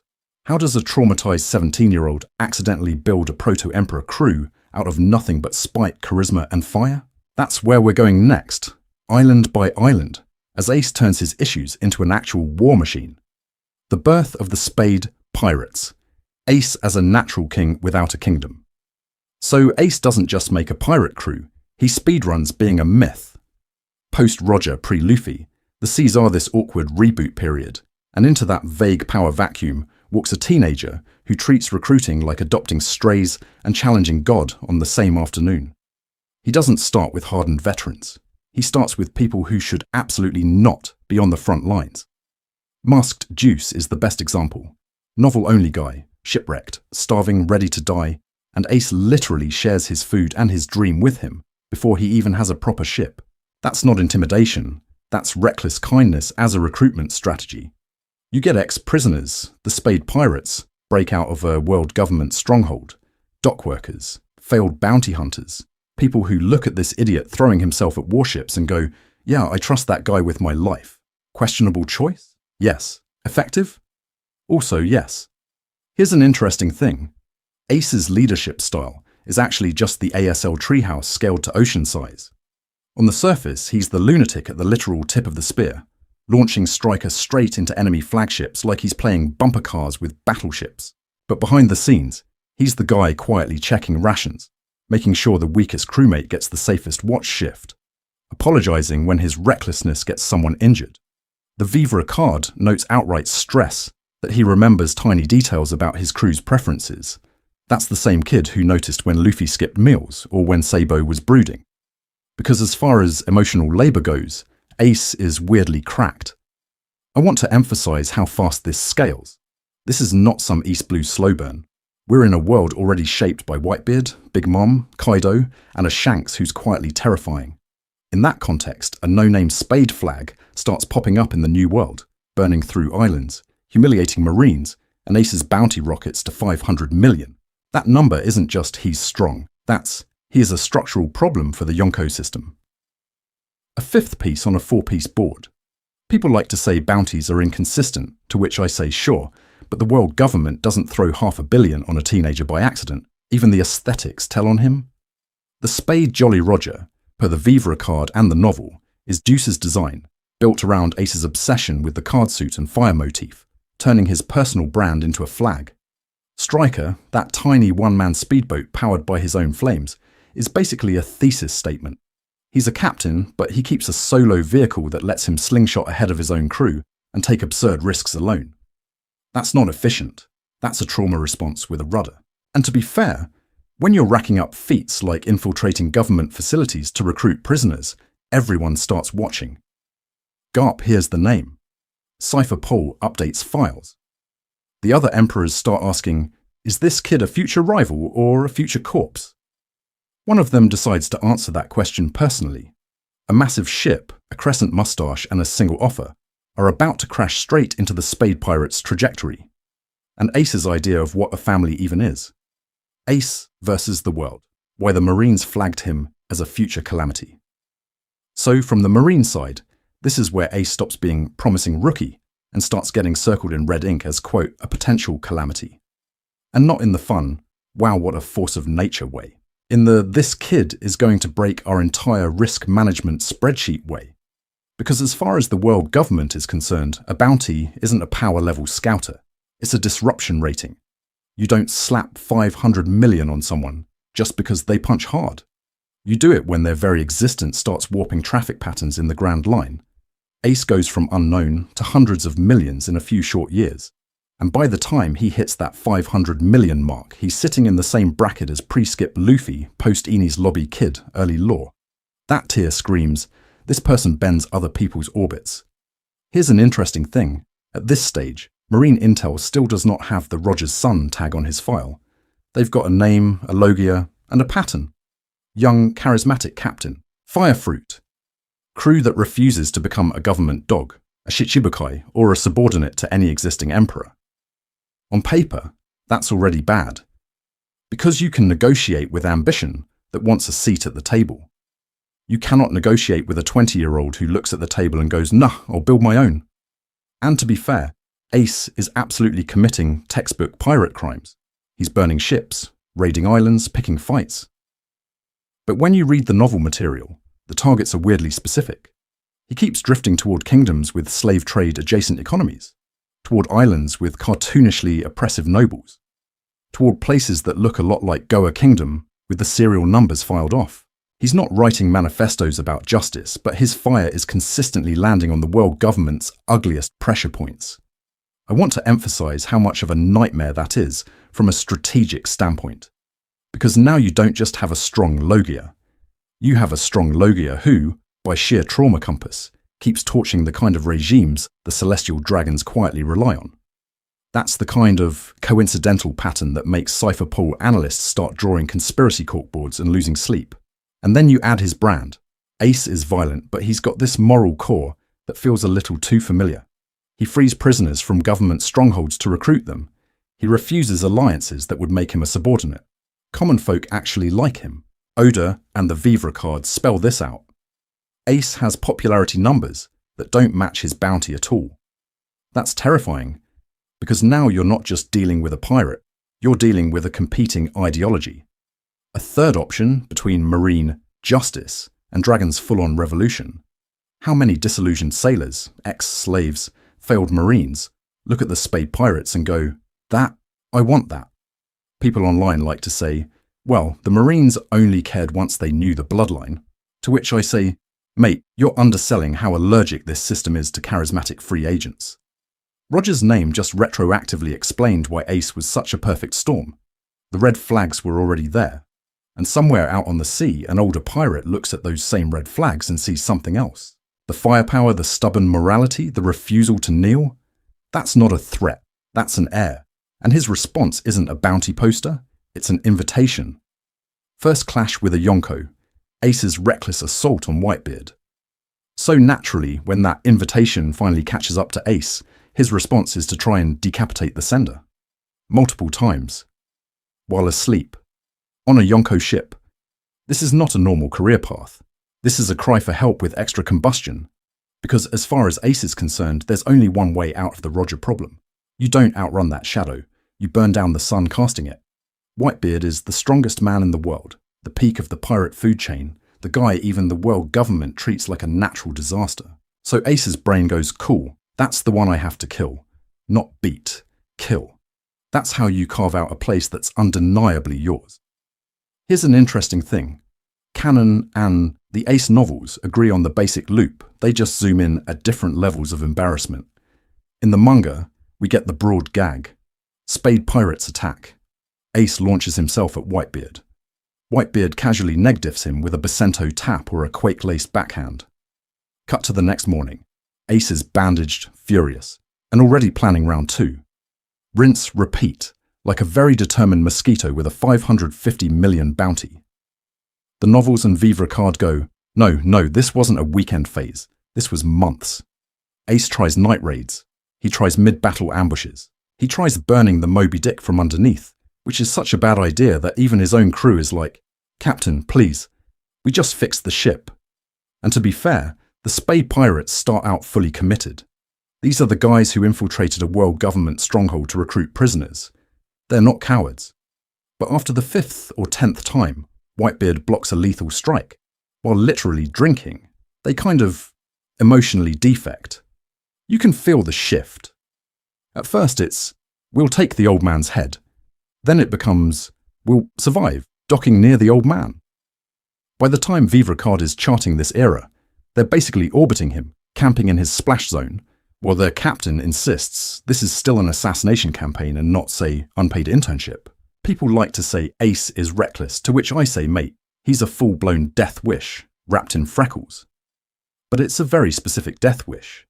Every swing at Whitebeard is Ace trying to prove that his power, his will, his very existence are his own, not some genetic DLC from the Pirate King. If he can topple the strongest man alive, nobody gets to say Roger's son again. They have to say Ace. Whitebeard reads all of this instantly. This is where the power gap gets almost comedic. From Ace's perspective, these are life or death duels. From Whitebeard's, it's Tuesday enrichment time for a particularly spicy stray cat. He blocks, he yawns, he laughs, he tells his crew not to kill the kid. The more Ace rages, the more amused and impressed he gets. I want to emphasize how wild that is in Yonko logic. A lesser Emperor candidate would have just erased the Spade Pirates and moved on. Whitebeard instead treats repeated assassination attempts as auditions. He sees the "I must defeat you or die" as "please acknowledge that I exist." And once you read it that way, the whole loop stops being a gag and starts feeling kind of tragic. Because the turning point isn't some grand final clash. It's the quiet moment where Whitebeard stops seeing Ace as an enemy and starts calling him son. Overnight, the entire power dynamic flips. The man Ace is trying to kill offers him the one thing he's never trusted he could have. A family that chooses him anyway. So how do you fight someone who responds to your murder attempts with adoption papers? You don't. You join his crew. But that yes from Ace comes with a cost we almost never talk about, and it starts reshaping the balance of power on the seas in some really uncomfortable ways. From rival to son, why Whitebeard wanted Ace so badly. So when Whitebeard says, "Be my son," it's not just a sweet old man adopting a war criminal. It's a strategic acquisition, an emotional rescue mission, and a mildly illegal HR move all stacked into one. Because as far as dreams go, Whitebeard's is hilariously off-brand for a guy who can literally tilt continents. No treasure, no throne, just "I want a family." He's been saying this since Rocks, and you can feel how that idea calcifies over decades. If the world is a mess, he'll build a tiny world on his own deck. Now enter Ace, Logia monster, natural leader of the Spade Pirates, and also a walking ball of loneliness, who fully expects to die young. That's not just a good recruit, that's the perfect central pillar for the family project. Here's an interesting thing. Politically, this is a power play disguised as a hug. The Spade Pirates were already infiltrating world government strongholds to jailbreak recruits. Ace was on Marine radar before he ever touched Moby Dick. You can either let that guy become the next independent emperor candidate, or you fold him into your brand. Whitebeard does the second. Suddenly the rising rival is no longer future Yonko Ace. He's Whitebeard's son, 2nd Division commander. Same man, same power, completely different message to the world. And that message is loud. The old era still owns the new monsters. When the guy with the highest bounty of his generation willingly kneels and calls you old man, that tells every rookie, every warlord, and every admiral that Whitebeard still controls the pipeline. You want a future? It runs through his ship, but it only works because the emotional read is dead on. Whitebeard doesn't just see a Logia, he sees a kid whose first instinct when people like him is to assume they're wrong. The scars from Grey Terminal, from being Roger's secret, from villagers asking if he should have been born, are written all over how Ace fights. He throws himself into suicidal odds not because he's brave, but because he's kind of fine with disappearing. So that adoption scene, it drags on for years in universe. Whitebeard offers son early. Ace keeps responding with assassination attempts and denial. He sleeps on deck instead of the infirmary. He refuses to drink in the middle of the party. He acts like a temp worker who thinks HR will fire him any second. I want to emphasize, this is someone who literally cannot process unconditional belonging. The bloodline he never chose has always been a curse. Why would the family he chooses be real? The shift only lands when Ace finally tests it. If I die, will you regret taking me in? And Whitebeard, absolute menace that he is, basically responds, "You're my son. That's the end of it." No fine print, no performance review. From that point, Roger stops being the only thing that defines me, and Whitebeard becomes the thing I choose. And to be fair, that choice is going to override Ace's survival instinct in the worst possible way later. Because once you decide your found family is more important than your own life, what do you do when the world tries to execute their symbol? We already know the answer, and it's exactly why Marineford feels less like a war and more like Ace putting his signature on that adoption form in blood. Ace the Commander, how the Whitebeard Pirates reforged his identity. So when Ace signs that adoption form in blood at Marineford, it's not a sudden decision. It's the end point of a job he's been doing for years. Professional older brother, 2nd Division commander, part-time fire deity, full-time emotional support himbo. Because what does a Whitebeard Division commander actually do? It's not just stand on the Moby Dick and look cool in spread panels, although Ace does that at an S-tier level. Commanders run subcrews, coordinate supply lines, manage territories Whitebeard protects, and act as on-site Whitebeard proxies. If Whitebeard is the emperor, commanders are the governors and war generals, who also have to make sure the rank and file don't drink themselves to death. You're the person who decides whether a bar fight becomes a diplomatic incident. Here's an interesting thing, Ace is given that job stupidly fast. This is the same kid who was trying to solo Whitebeard to prove he deserved to exist, and suddenly he's the guy 30-40 pirates report to. The novels and Vivre card paint this really clearly. Younger members flock to him. He checks on wounded guys. He remembers people's names. He's not just a walking nuke. He's the approachable big brother who'll spar with you, then drag you to the doctor when you cough weird. And to be fair, the other commanders treat him like one of them almost immediately. Marco isn't babysitting him, he's coordinating with him. Yozu isn't patting the kid on the head, he's trusting Ace to hold a flank. Vista, who has literal decades of seniority and the most luxuriant mustache in the New World, is just chatting tactics with him. These are adults who are fully aware he's Roger's son and fully aware he's terrifyingly strong, and they still talk to him as a peer. No garp, be a marine or else. No Goa noble's disgust. No monster child whispers. Just, oi Ace, can you cover this island while we're out? The Vivre card goes out of its way to say he's especially beloved by the younger pirates. They see him as cool, but not distant. He'll joke around, share food, show off the Mera Mera no me, but he also steps in when they're scared during a big storm or an enemy raid. We get this picture of Ace literally walking through the ship at night, checking rooms, making sure everyone's okay. That's not edgy, cursed child behavior. That's a guy who has internalized, if I'm here, they're safe. I want to emphasize what that does to his core wound. This is the first time Ace's value is measured in the present tense. Not what your father did, not what your blood might do someday, but you protected us, you led us, you made this territory safe. As far as internal identity systems go, that's huge. He starts to believe, on a gut level, that his existence has positive weight because of his actions. But here's the dark twist. Once your entire self-worth is wired directly into I am Whitebeard's son and shield, any threat to that family becomes a referendum on whether you deserve to be alive at all. So what happens when one of those beloved brothers murders a crewmate and walks away smiling? Enter Blackbeard. The Blackbeard variable, Ace's blind spot in reading people. Blackbeard is what happens when you take Ace's entire value system, flip it upside down, and then sit on it for 20 years without saying a word. Because as far as narrative predators go, Teach is basically custom built in a lab to slip past every alarm Ace has. Here's an interesting thing about Teach on Whitebeard's ship.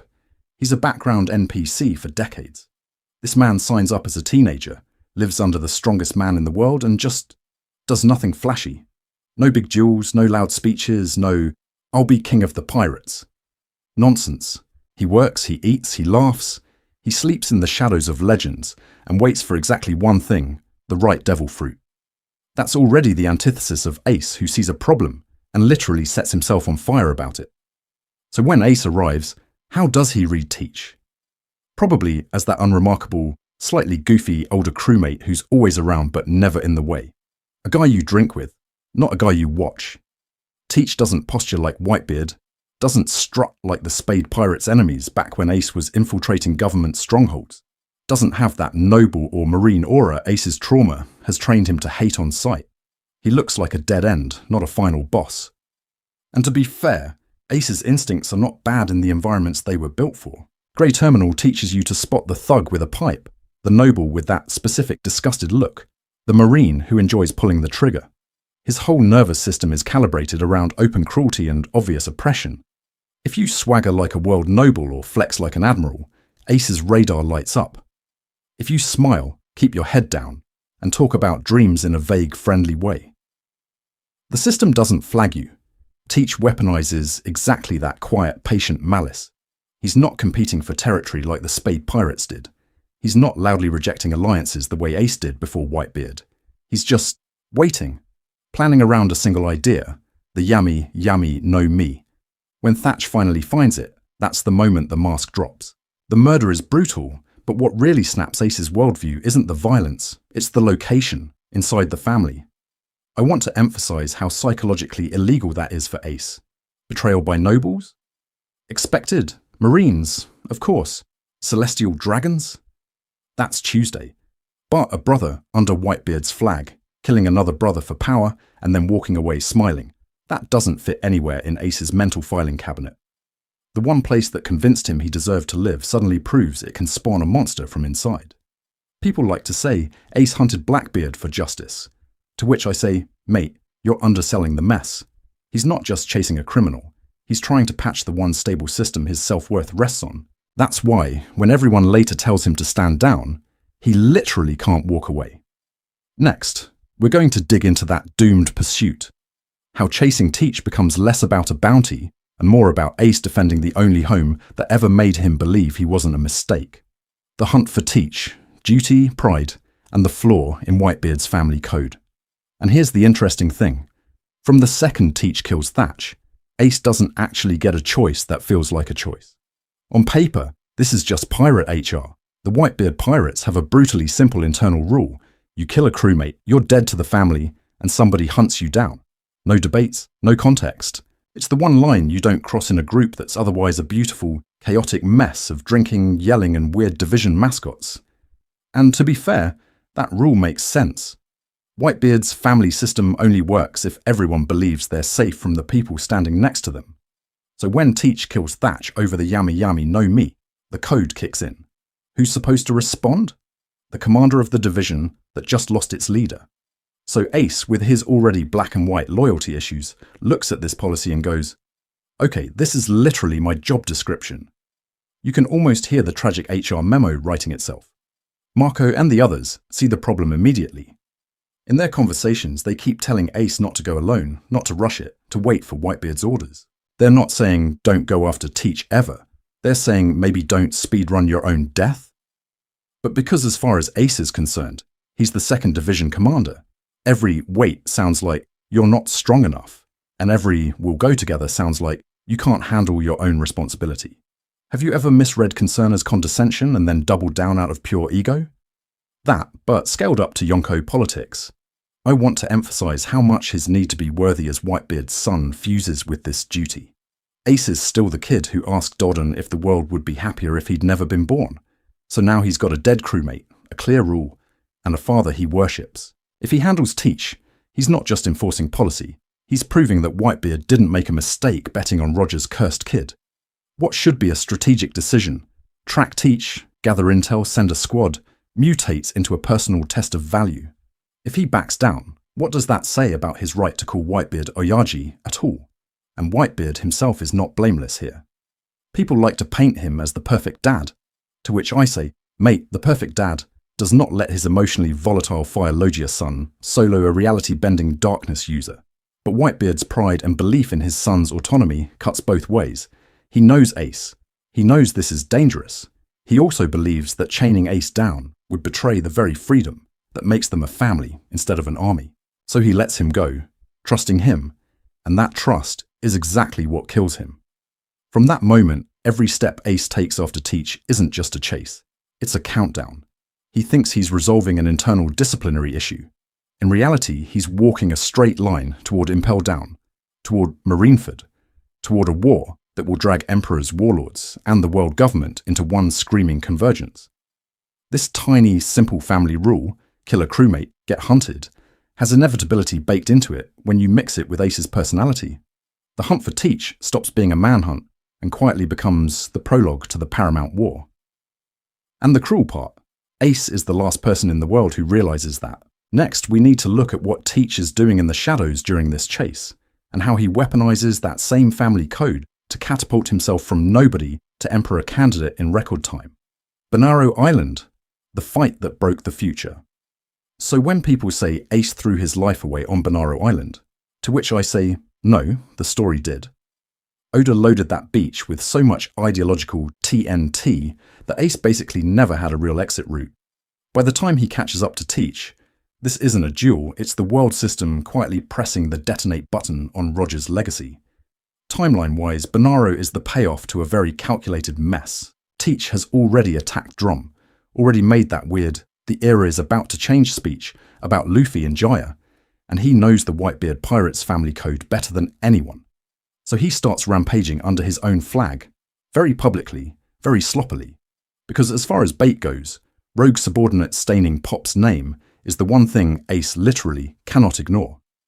Teach even tells him, walk away, bring Whitebeard, don't do this here. That's not mercy, that's arrogance. He's already modelled the outcome. Here's an interesting thing. Ideologically, this fight is Roger's sin versus the gospel of opportunity.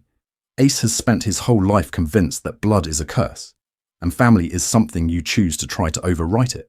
Whitebeard gives him a name, a seat, a future, and Ace internalizes that so hard that protect Pop's honor becomes a survival mechanism. Teach is the inverse. He rejects inherited obligation completely. He kills a crewmate for a fruit, abandons the flag, and treats the past as raw material. No guilt, just leverage. When he tells Ace that dreams never end, it's not inspirational. It's a threat from a guy who thinks morality is a bad investment. Combat-wise, the matchup is actually disgusting. Ace is a classic pre-time skip Logia. High firepower, low nuance. He's used to being untouchable, to the point where his whole style is become a natural disaster and delete the screen. The yummy yummy no me is designed to hard counter exactly that mindset. Teach's darkness doesn't just nullify the mirror no me. It drags Ace's real, scarred body back into the line of fire. Every time Ace goes big, Entei, the fire pillars, Teach just swallows it, takes the hit, and weaponizes the pain as proof of his own twisted resolve. And to be fair, Ace does hurt him, but this is a guy whose power literally rewards him for taking more damage. Ace could retreat once he realizes his flames aren't sticking. He doesn't. That's not stupidity, that's character. This is the kid who asked strangers if they regretted Roger's existence and was ready to throw hands over the answer. He would rather die than give Teach the narrative win of Roger's son ran away, or Whitebeard's son abandoned the hunt. I want to emphasize, losing is survivable for Ace. Validating his own self-hatred is not, and that's why Banaro Island breaks the future. Ace's defeat hands the world government a perfect public execution target. Roger's son, Whitebeard's heir, popular with civilians, easy to broadcast as justice. At the same time, Teach walks away with a warlord's seat, a golden ticket into Impel Down, and the freedom to assemble the most cursed recruitment class in the series. You like power scaling? This 1L on a random island is the opening combo for Marineford, Blackbeard's second fruit, and the Yonko reshuffle. You like lore? It's the moment the world chooses spectacle over stability. And the cruel part is, we're still not done with how far that shockwave goes. Ace as a political pawn, why the world government needed his execution public. So when the world chooses spectacle over stability, the world government doesn't just clap politely from the sidelines. They grab the mic, book the stadium and sell tickets. Marineford is not a battlefield first, it's a broadcast studio with extra blood. And Ace is the headliner, because as far as the Gorosei and the higher-ups know at this point, they've hit the propaganda jackpot. Ace is not just a Whitebeard division commander, which is already bad enough. He is the secret son of Gold D. Roger, the man they literally rebranded history around. Pirate King plus Yonko heir. That's not a prisoner. That's a narrative weapon waiting to be fired on live TV. Here's an interesting thing. They've actually sat on this information for years. Garp knows. Sengoku knows. The government quietly hunted down every pregnant woman connected to Roger. They erased an entire generation of the potential symbols. Ace is the one that slipped through that net, grew up in the trashfire politics of Goa, built the Spade Pirates, and then joined the one man the world government labels the strongest in the world. From their perspective, this is the worst-case inheritance route. So Sengoku's little TED talk at the execution platform? That's not exposition for us, that's state media. I want to emphasize how scripted that moment is. He doesn't just say, "We caught a dangerous pirate." He walks the audience through the bloodline, Roger's lover, Garp's involvement, Ace's birth. He's building a story where Ace is the inherited will of the Pirate King, a living sequel that must be cancelled mid-season in front of everyone.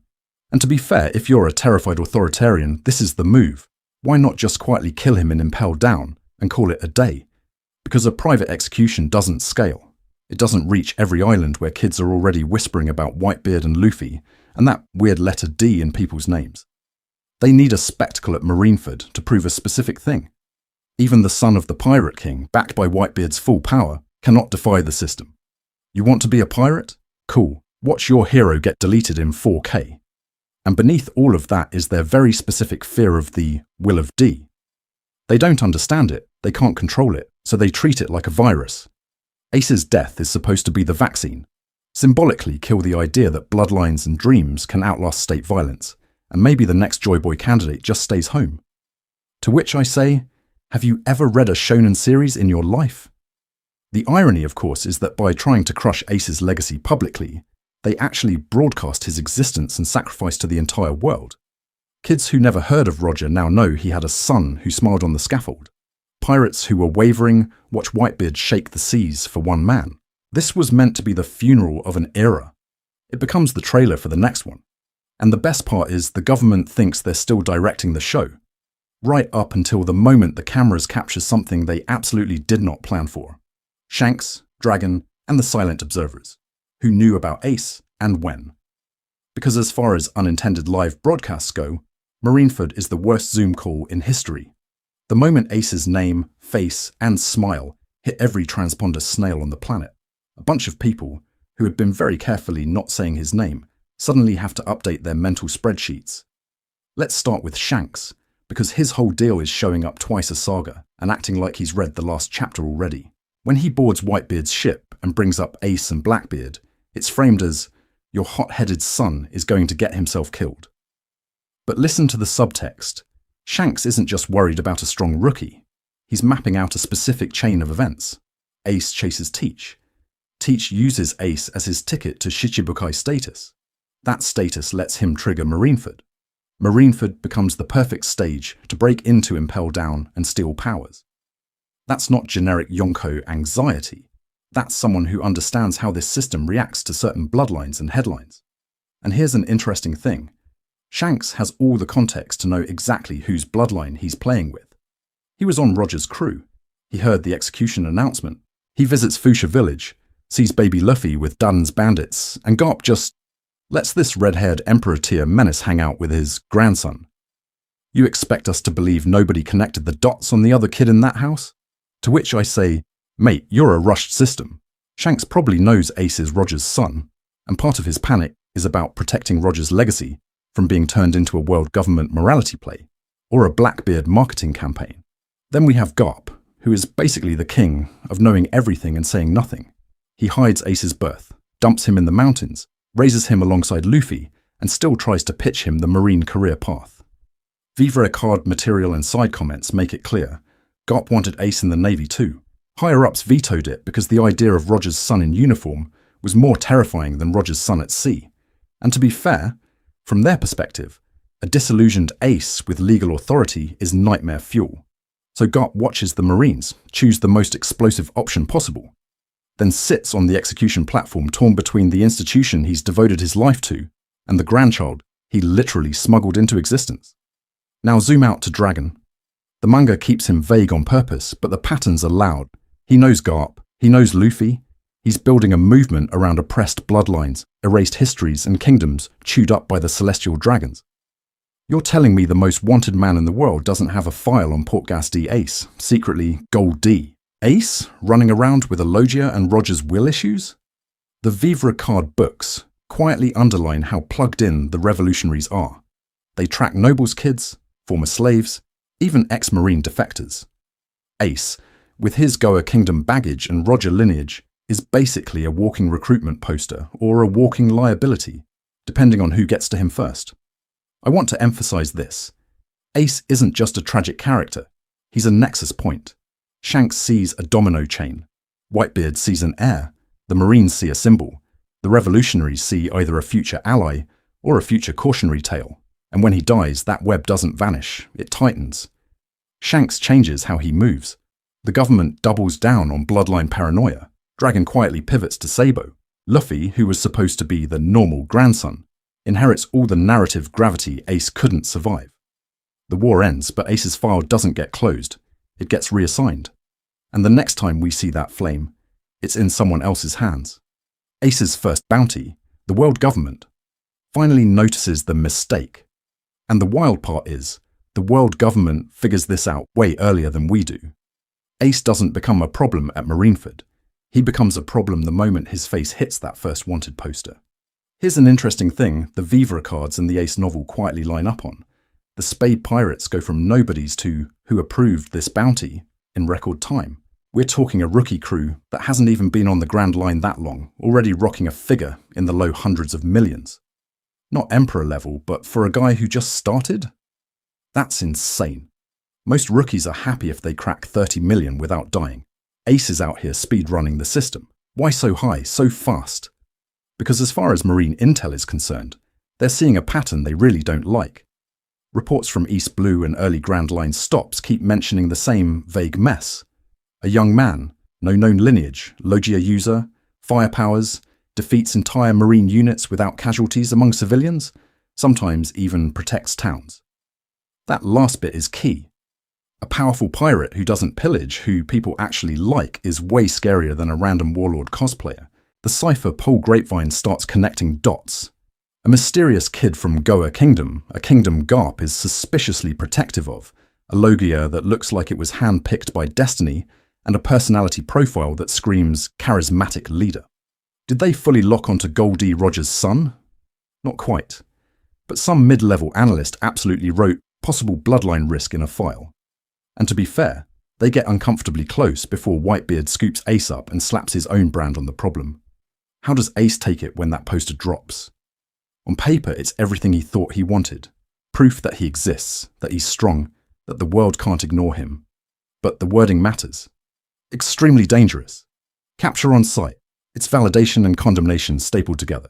If the world is already treating him like a walking disaster, doesn't that just confirm what he's been told since birth? That him being alive is the real crime? I want to emphasize how much this twists his behavior as captain. The bounty doesn't make the Spade Pirates cautious. It turns their daily lives into a siege. Constant Marine harassment, informants in every port, random ambushes from officers trying to farm clout off the fire rookie. Any normal crew would go underground. Change routes, fake deaths. Ace does the exact opposite. He starts hitting world government installations, recruiting prisoners out of their own strongholds, doing these high-profile raids that feel less like strategy and more like a dare. If I'm that dangerous, prove it. Stop me. You can read that as ambition, but to which I say, it also looks a lot like self-destruction with better branding. He's testing a hypothesis. If the world really thinks he's a mistake, won't it eventually correct him? And somewhere in a Marine office, a classified follow-up report on Ace's latest raid gets written and never makes it to Sengoku's desk in time. That missing memo is going to matter because the next escalation isn't just about numbers on a poster. It's about who decides to claim this so-called mistake. The Spade Pirates' shadow route. How Ace quietly broke the Grand Line's rules. So when that memo goes missing, the The world doesn't just lose a report, it loses the thread on an entire shadow route being carved through the Grand Line. Because what Ace is about to do with the Spade Pirates is basically speedrun becoming a political problem, without ever planting a flag like a normal aspiring emperor. Here's an interesting thing the anime kind of glides over. If you stitch together the Ace novels and the Viva cards, you can actually reconstruct a pretty clear pattern of where the Spade Pirates went. They hit places like Six's, Tequila Wolf's neighbouring routes, and that unnamed kingdom where nobles were literally buying slaves off a cipher pole-protected auction line, while very pointedly steering wide of Big Mom's confectionery territories and the really loud parts of Kaido's weapons pipeline. They even graze Shanks's orbit in the New World, poke it once and then back off. That's not a drunk brawler's itinerary. That's someone looking at a messy Yonko map and drawing a new lane between the cracks. And to be fair, Ace's map isn't about safe trade wins. It's about who deserves to get punched. Remember, this is the kid who grew up watching Goa burn its trash and its poor together. So he targets corrupt kingdoms, marine outposts with a reputation for accidental civilian casualties, and nobles who use slaves like furniture. It's the closest thing to justice he can stomach without sitting in a revolutionary staff meeting next to Dragon, to which I say, honestly, relatable. He doesn't want a manifesto. He wants a list of people who need their castles set on fire. The way they do it is where the system gets fun. The Striker is a single-masted speed demon, designed for one very specific combo: small crew, high acceleration, and a captain who can literally turn into a rocket engine. Ace uses the Mera Mera no Mi to boost the hull, blind pursuers, and erase evidence in the same breath. One raid looks like a fire-based assassination, another looks like a prison break, another like a random pirate clash. Marine intel starts filing them as separate incidents, possibly separate crews, and by the time someone says, wait, this pattern is weird, the Spade Pirates are already 3 islands away. I want to emphasize how quietly destabilizing this is. They topple at least one local warlord whose name Oda still hasn't printed anywhere. They crack open government strongholds to recruit prisoners. They torch black market warehouses that were feeding into bigger Yonko economies. You don't see headlines, but you see aftershocks. A freed smuggler who later ferries revolutionary weapons. A collapsed slave route that makes Sabadi's market more desperate. A kingdom's toppled nobility that creates a power vacuum Luffy's era will conveniently benefit from. Nobody in story ever says, wow, thanks Ace, but the dominoes are sitting there. And the open question is, what happens if Whitebeard never intercepts that route? Do we eventually get a 4th Emperor candidate who never wanted the title but already owns a de facto corridor of fear and goodwill? The answer sits in that unnamed kingdom's ruins, and in the next phase of Ace's journey, where someone finally decides this mistake is too useful to leave unsupervised. The Mera Mera. Nohmi, why Ace's fire was incomplete by design. Because as far as tragic design choices go, Ace might be the only character who managed to nerf a top-tier Logia with sheer personality. The world government looks at him and sees future Emperor candidate, and Ace looks at himself and goes, what if I just punch the horizon with fire and call it a day? Here's an interesting thing the side material spells out. The Mera Mera no Mi is absurdly technical. Vivra cards and databooks talk about temperature control, explosive force, propulsion, and shaping fire, almost like a sculptor. Sabo turns this into a full toolkit. Pinpoint jets for mobility, controlled blasts that don't roast civilians, those tight dragon-shaped strikes that crack armor without turning the battlefield into a war crime. It's not just I am fire now, it's I can decide exactly how and where this burns. Now compare that to Ace's greatest hits. Heiken, Giant Fire Fist. Entei, Giant Fire Sun. Dai Enkai, Giant Fire Everything. They're iconic, they're metal as hell, and they are wildly inefficient. He's dumping fuel into spectacle. Sabo, by contrast, is running a precision engine. Same fruit, different philosophy. And to be fair, Ace can do more subtle stuff in the novels and Vivra cards, like compressing flames for higher impact.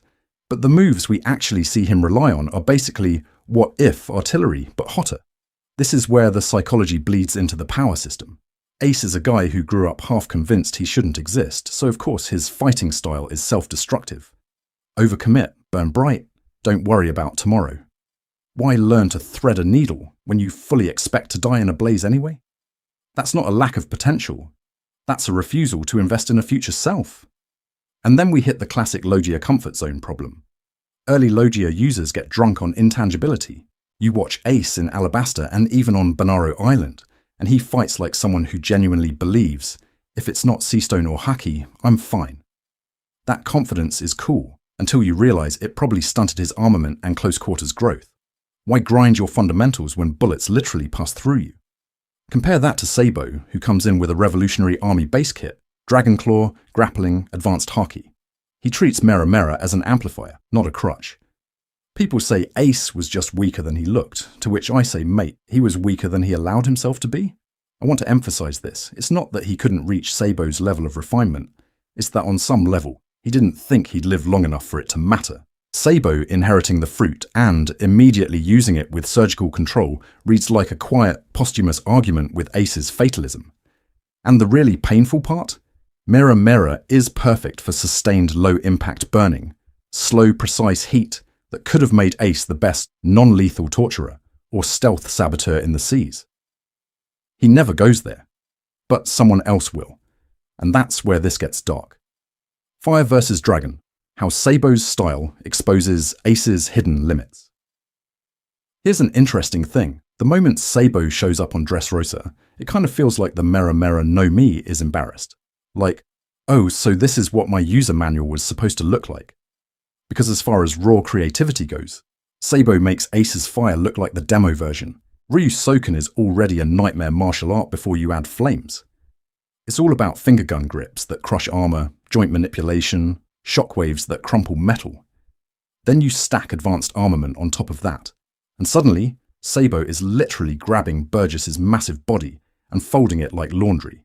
Now imagine that same grip, but wreathed in controlled fire, turning every throw into a cutting torch. That's not just a cool combo, that's a full anti-logia, anti-armor, anti-everything system. Sabo doesn't treat Mera Mera as a separate mode. He treats it as skincare, he coats his limbs, layers Haki under the flames, and you can see him choosing where the damage goes. When he blows up the Colosseum ring, the blast is violent, but you get this sense he's throttling it, shaping it, like a revolutionary who's done collateral damage paperwork before. Compare that to Ace, who had 2 speeds, solid punch, and entire bay is now a war crime. And to be fair, Ace had named techniques. He had Entei. He had that Vivara card data full of upgraded fire moves Oda never shows us. But watch his actual fights. He either dissolves into pure fire to avoid hits or stands there and launches massive projectiles, body or flames, on or off. It's like he never fully trusted himself to be in the blast radius. Sabo does the opposite. He lives in the blast radius. He turns his body into the safe part of the explosion. That tells you everything about their worldviews. Sabo sees his power as a tool you wrap around people to shield them while you break the system. Ace sees his as a way to burn himself out as brightly and quickly as possible. And if that takes the battlefield with him, well, maybe that's what he thought he deserved. I want to emphasize how much Goa Kingdom is sitting in the background of that difference. Sabo escapes the class poison early. Dragon literally yanks him out of the fire and into a group that teaches target the institution, not the crowd. Ace stays. He grows up in Grey Terminal, learns that his existence is a crime, and internalizes every insult until his own body becomes the battlefield he's offering up. People like to say, Ace just needed better Haki training, to which I say, sure, but he also needed therapy. Sabo's hybrid style isn't just better coaching, it's Dragon's philosophy translated into choreography. And that's exactly why one brother walks out of Marineford's ideology alive, and the other doesn't. The dark part? Dragon never meets Ace, but his ideas still end up judging Ace's fire through Sabo. And we haven't even talked about what happens when that revolutionary mindset finally clashes with the world government head-on. Logia quirks, 101. The unwritten rules of being made of fire, and that revolutionary choreography matters even more once you realize Ace was trying to freestyle in a completely different genre, Logia jazz. Because as far as devil fruits go, Logias look busted on paper, until you actually read the fine print. So, Logia 101, canon gives us a pretty clear baseline. Smoker turns into smoke and can spread through whole rooms while still tracking targets. Crocodile disperses into sand, senses moisture, and weaponizes the terrain. Kizaru is light with instant relocation and weirdly precise lasers. Akainu is magma with terrifying contact damage and insane persistence. The shared rules are your real body is kind of smeared across the element. You stay conscious across that whole cloud. And you can reform as long as enough of you is around and your stamina isn't cooked. Intangibility isn't a toggle. It's your default state that Haki and certain counters punch through. Here's an interesting thing. Fire is the most unstable version of that system. Smoke, sand, light, magma, those are matter, or at least behave like it. Fire is a reaction. It needs fuel, oxygen, and temperature, which means Ace's body is literally a bunch of chemical processes trying not to go out. High wind? Your flames shear off and disperse. Vacuum-like conditions, or underwater? You're not just weaker, you're on life support. Massive combustion over time eats your stamina because you're constantly feeding heat into the environment just to exist. So when Ace throws out Entei, that giant sunball, it's not just cool spectacle, it's him mortgaging his own stability. He's turning a huge chunk of his dispersed self into this one attack, which makes area denial incredible, but precision and sustained defense way harder. Compare that to Akainu, whose magma blobs stay dense, heavy and clingy. Fire burns, magma invades. The Vivre cards quietly back this up. Ace is rated absurdly high in destructive output and ship-killing power. Spade pirates recruiting out of a world government stronghold, burning their way through marine defenses. That's his lane. Massive range, terrifying deterrent. Ports and fleets just don't want to be near him. But when you look at his name moves, they're almost all big arcs, waves, pillars, very few tight surgical techniques. I want to emphasize, Ace is a nuker, not a fencer. And to be fair, Oda leans into that. The databooks talk up his charisma, his popularity with common folk, his ability to protect an area by sheer presence. What they don't hype is fine-tuned elemental grappling, trick-level intangibility, or weird creative stuff like Sabo's post-timeskip fire dragon joint locks. Sabo takes the same fruit and starts using it as armor, propulsion, even impact dampening. Ace almost never does that, even though fire is fantastic at rapid thrust, blinding flashes, and temperature-based disruption. So when people say, well, fire loses to magma, to which I say, that's like saying scissors lose to rock, while ignoring the kid who never stopped using scissors as a blunt object. The tragedy isn't just elemental disadvantage, it's that Ace never climbed to the top of what fire can do. He rarely weaponizes smoke production, pressure changes, or flash evaporation feints. And there's one elemental interaction he subconsciously avoids the whole time. One that Sabo quietly embraces later, that we'll circle back to when we talk about how the Mera Mera no Mi evolves after Marineford. Ace and Shanks, the off-screen meeting that changed everything. And speaking of things Ace never fully weaponizes, we need to talk about the one off-screen scene that might be his most powerful move. The time he hunted down Shanks. Not in a cool clash panel, not in an anime filler arc, but in a void, where Oda just kind of gestures and says, "Trust me, it happened." So when did this meeting actually go down? We're told in Marineford that Ace went to thank that red-haired guy for saving Luffy. Whitebeard's crew mention it like old gossip, which means it predates Ace formally joining. The Ace novel fills it in. During his Spade Pirates era, somewhere in the New World, Ace deliberately tracks Shanks' ship. That already tells us a lot. This isn't a chance bar encounter. This is Roger's son, fresh off infiltrating world government strongholds for recruits, deciding his next target is one of the 4 emperors. Here's an interesting thing, Shanks' reaction. We never see the scene, but we see the aftermath in how he talks about Ace. At Marineford, Shanks doesn't say that Whitebeard commander or Luffy's brother. He says Ace's and Whitebeard's era is over. That's a level of naming you reserve for someone you've actually sized up.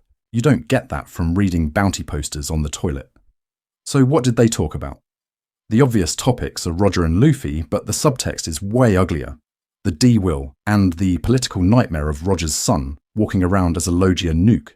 Shanks is the guy who marched onto Whitebeard's ship to beg him to call Ace off Blackbeard, because as far as we can tell, he's been running a quiet, prevent global meltdown campaign for years.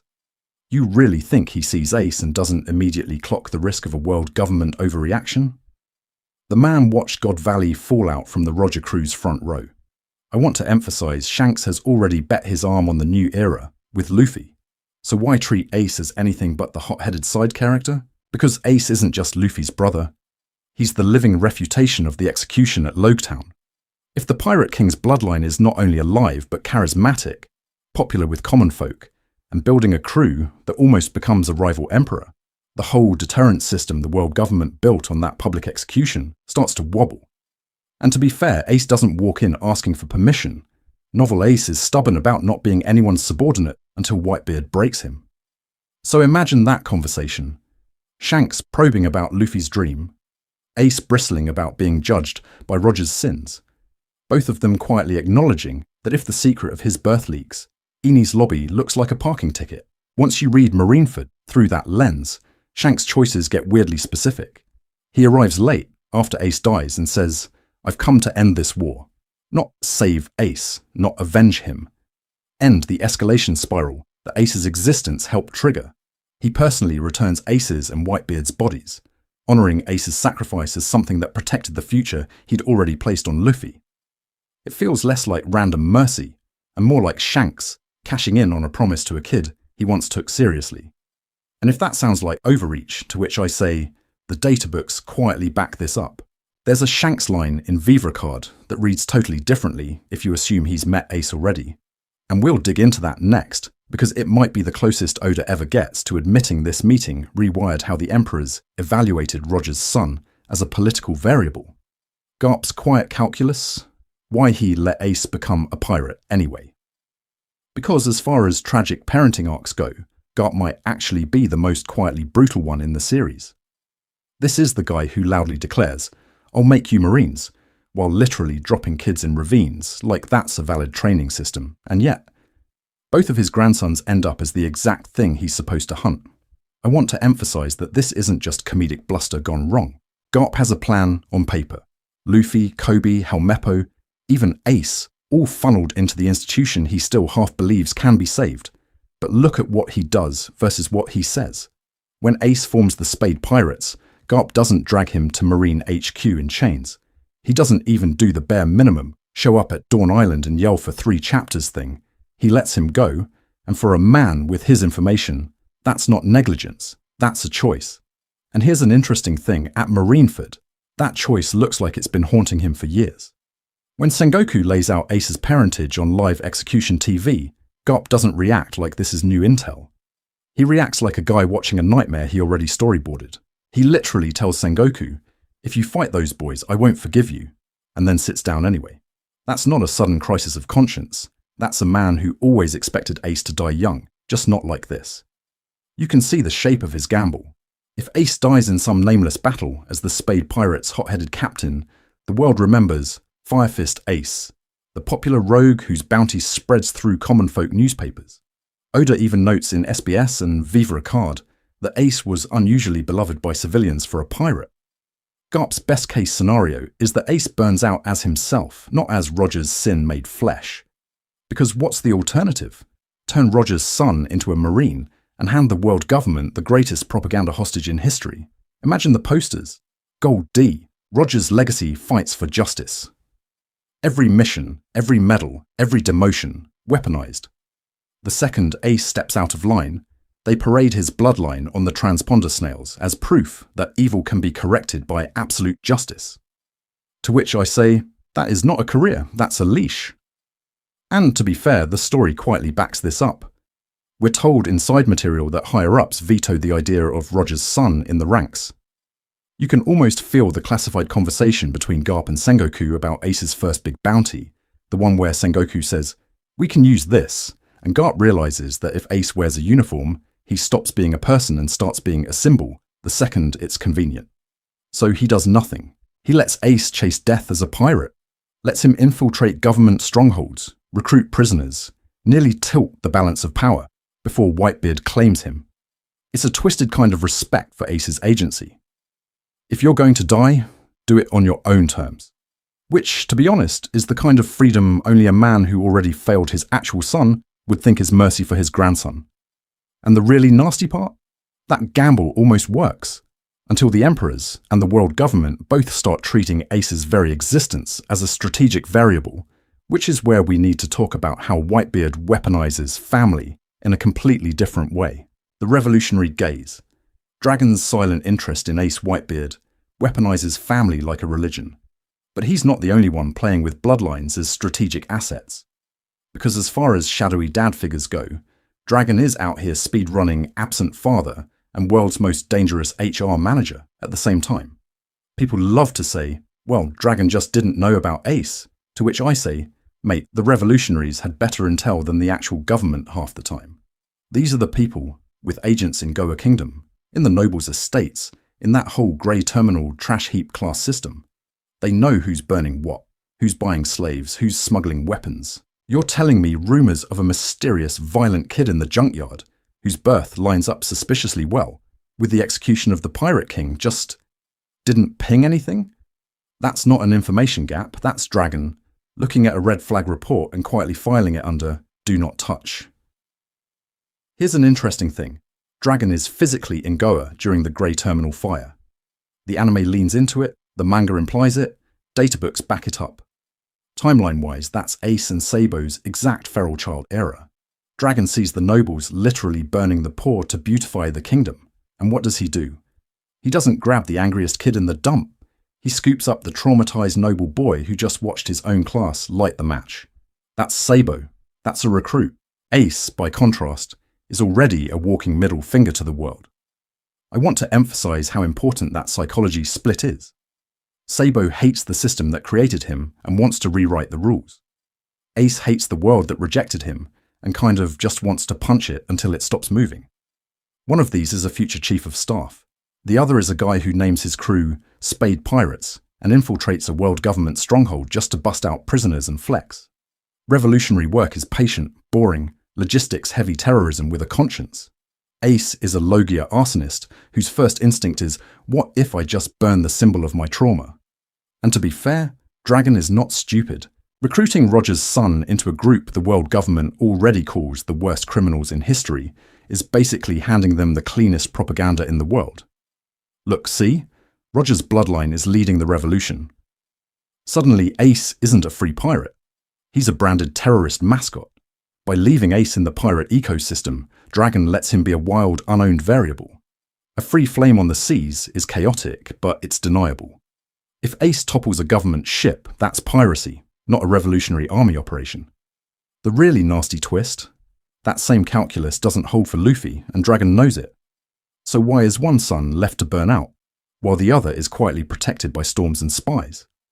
That's where Dragon's long game with inherited will gets a lot darker. Goa's Ghosts at Sea, how Ace recreated his childhood, hierarchies on his ship. So Dragon is running this morally complicated weather app for Luffy. And Ace? Ace just builds his own storm on a ship. Because as far as coping mechanisms go, recreate your entire childhood trauma as a workplace hierarchy is a choice. Here's an interesting thing. When you look at the Whitebeard Pirates from the novels and Viva cards, it's not just Ace and some guys, it's a tiny floating Goa kingdom. You've got Masked Juice, failed novelist, literal shipwreck nobody, who becomes Ace's right hand and chronicler. You've got Mihal, the ex-noble who lost his status. You've got Skull, Katatsu, and the other small-time riffraff Ace scoops up from backwaters and prisons. On paper, that's a scrappy meritocracy. In practice, Ace slots them into roles he already understands. Juice is the trash that gets upgraded. He's Grey Terminal with a pen. Ace meets him as a starving wreck, nurses him back, and then immediately elevates him into the position Sabo used to occupy. The one person who gets him, the quiet co-conspirator. Mihal? That's the noble who chose the dump. Ace treats him with this weird mix of respect and distance, like he's still testing if a highborn can really be trusted after watching the Goa Royals burn people alive. And the nameless recruits they bust out of a world government stronghold? Those are the fire survivors Ace wishes existed back then. I want to emphasize how much he micromanages their safety. In the novels, Ace is constantly throwing himself into the most dangerous part of every fight, ordering the crew to hang back while he solos marine ships and warlords. People read that as hot-blooded shonen captain, to which I say, mate, that's survivor's guilt with extra fireworks. He couldn't save the kids in Grey Terminal, so now he literally builds a crew out of discarded people and runs a one-man insurance policy. And to be fair, it works. Until it really doesn't. Every time Ace takes a reckless hit so his crew doesn't have to, He's reenacting that night in the trash heap where he survived and others didn't. The difference is that now he has power, a logia, a name. So if anyone dies, it's on him. That's not leadership, that's self-punishment dressed as chivalry. Even the authority figures repeat the pattern. Early on, Ace keeps running into Marines and big shots he half respects, half resents, like Isuka in the novel, this Marine who keeps chasing him while also trying to stop pointless bloodshed. She's basically Garp in a cleaner uniform, proof that the system has decent people, but the system itself is still a mess. Ace's attitude is identical. He'll listen, he'll banter, he'll even compromise a little, and then he'll spit in the face of the flag they serve. Why does this matter for Whitebeard? Because when Ace crashes into the Moby Dick, he's unknowingly bringing his tiny cursed Goa replica with him. Whitebeard's whole "I'm your father, you're all my sons" deal is a radically different template. No nobles, no trash, no hidden royals, just siblings. That's exactly why Ace fights the adoption so hard at first. If he admits this family works, he has to admit the one in his head is broken. And one Spade crewmate in particular is going to carry that broken template straight into Marineford in a way that looks like loyalty on the surface and something much darker underneath. The Whitebeard offer, why Ace said no before he said father, and that something darker shows up the second Ace runs into the old man who breaks his entire thesis about the world just by existing. Because as far as Ace is concerned, the system is simple. Nobles are trash, pirates are honest trash, and anyone called father is either a ghost, a liar, or a loaded gun pointed at his head. So when the Spade Pirates slam into Whitebeard's territory, and Ace immediately starts trying to assassinate him in his sleep, that's not random hothead behavior. That's research. He literally spends night after night launching sneak attacks on the strongest man in the world instead of just leaving. Why? Because losing and walking away would admit this emperor doesn't fit the script. Beating him would prove the script was right all along. Powerful fathers fall, and Ace survives alone. Here's an interesting thing. In the Ace novel, he keeps rejecting alliances with other rising crews before Whitebeard, not because he's too proud of the Spade flag, but because every offer sounds like, "Come let me own you."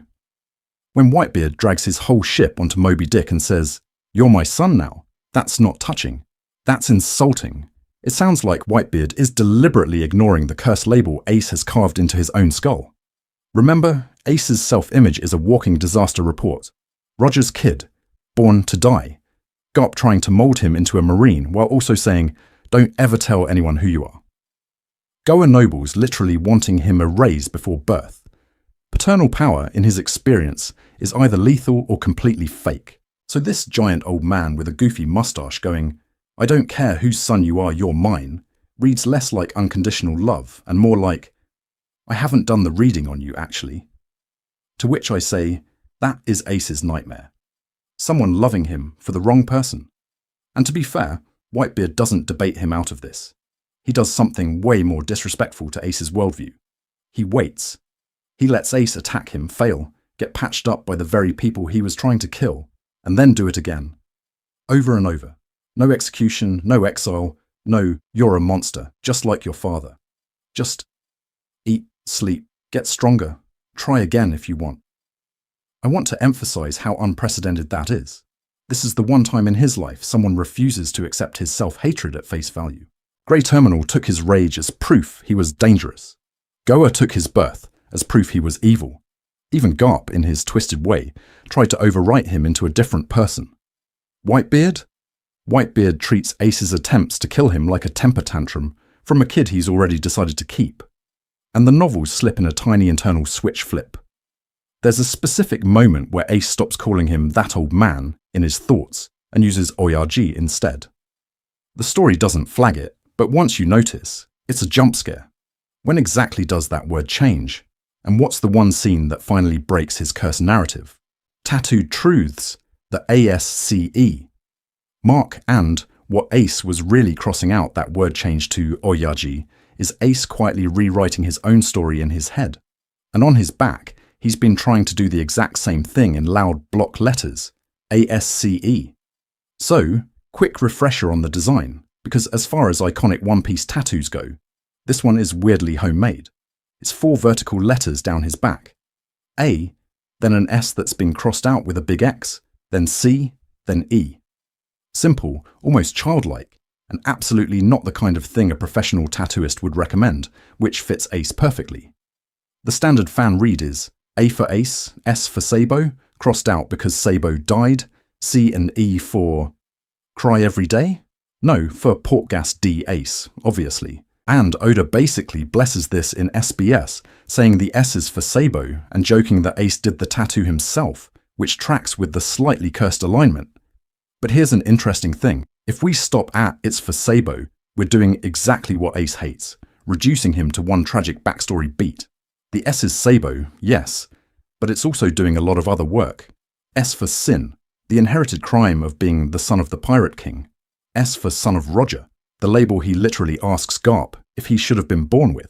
And, nastiest of all, S for Self. The part of Ace that believes he shouldn't exist, crossed out in favour of the name he chose, the family he chose, the life he's trying to force into being. People like to say it's just a cute brother reference, to which I say, mate, nothing about Ace's psychology is just cute. I want to emphasise the timing, because the timing turns this from a fun trivia fact into a full-blown manifesto. Ace almost certainly gets this tattoo after Sabo's presumed death and before he seriously sets out as a pirate. We see Kid Ace carving the ASL pirate flag. We see him break when the ship explodes. And then we time skip to teenage Ace leaving Dawn Island with that mark on his back. It's him going, if I go to sea, I'm not going alone. He can't carry their bodies, so he carries their initials. The Spade Pirates novels quietly support this. Ace is obsessed with not being anyone's subordinate until Whitebeard, but he's already permanently branded himself as belonging to these two idiots from a trash heap kingdom. And then Marineford turns the whole thing into a cosmic joke. By the time he dies, Ace has spent years literally crossing out Sabo on his own back, convinced that brother is gone, while the other brother, the one whose letter never made the cut, is the one who survives to carry both their wills. Sabo's initial is the one erased. Sabo is the one actually alive. Luffy's initial isn't even on the system. Luffy is the one the universe refuses to delete. It's tragically perfect, and to be fair, kind of a mess emotionally. We're not done with that tattoo either because there's a lesser-known piece of Ace concept art where the layout is different. And once you see it, the whole who's being crossed out idea gets a lot stranger. Hold that in your brain, because we need to talk about how Ace weaponizes this rewritten identity the moment he hits the open sea. Vivre cards and death flags, Oda's paper trail for Ace's fate. He doesn't just weaponize the tattoo, he hands Luffy a literal piece of himself and says, here, stress about this for the next 300 chapters. Because as far as structural foreshadowing goes, the Vivre card is one of the meanest toys Oda ever invented. We first see Ace's Vivre card in Alabaster, and it's framed like this cute little keepsake. Luffy's all banged up, Ace is heading out, and instead of a hug, he rips off a corner of his soul and drops it in Luffy's hand. It's pitched as an emotional compass. If you get lost, follow this. We'll meet again. But the way it's drawn? Tiny scrap, big empty desert. Luffy staring like he's already missing someone. It anchors Ace as both a future destination and a present absence. You're supposed to feel like he's already halfway gone. Here's an interesting thing about Vivre cards. In universe, they're not just GPS. They're made from nail clippings infused with life force, and they react to the owner's condition. Distance, danger, death, all in one janky UI. When Ace gives Luffy that corner, he's not just giving directions. He's kind of signing a will. When this burns, you'll know what's happening to the rest of me. I want to emphasize how wild that is. Your older brother entrusts you with a physical gauge of his remaining time, and then just walks off. People like to say Marineford came out of nowhere, to which I say, mate, your memory is the rush system here. Because the Vivre card starts screaming years earlier. On Drum, it's fine. On Jaya, still fine. But once we hit the post-Ines lobby stretch, Oda starts cutting back to that scrap like it's a stock ticker. The first real shrink? That's Ace losing to Blackbeard off screen. We don't see the fight in the manga at first. We see paper curling and burning in Luffy's hand. Emotional damage via stationery. As Ace is transferred from Impel Down to Marineford, the card keeps deteriorating. Every time Luffy checks it, it's smaller, more ragged, panel borders tightening around it like a noose. We don't see Ace's march to the scaffold in detail. We see the fallout in cellulose form. It's a brilliant, actually kind of cruel device. We're trained to read that scrap as a death gauge long before an execution date is announced. So by the time Marineford starts, do we really believe we can still save him? The story says yes, the Vivre card is screaming no. And to be fair, Oda milks that contradiction beautifully. The closer Luffy gets, the more the card disintegrates, until those last pages where Ace dies with the Vivre card, already basically dead. The narrative pretends there's a chance, while the paper trail has been spelling inevitable for hundreds of chapters. And then, buried in an SBS, Oda jokes about how convenient it is to have a little paper that shows when someone's about to die. It reads like a gag at the time.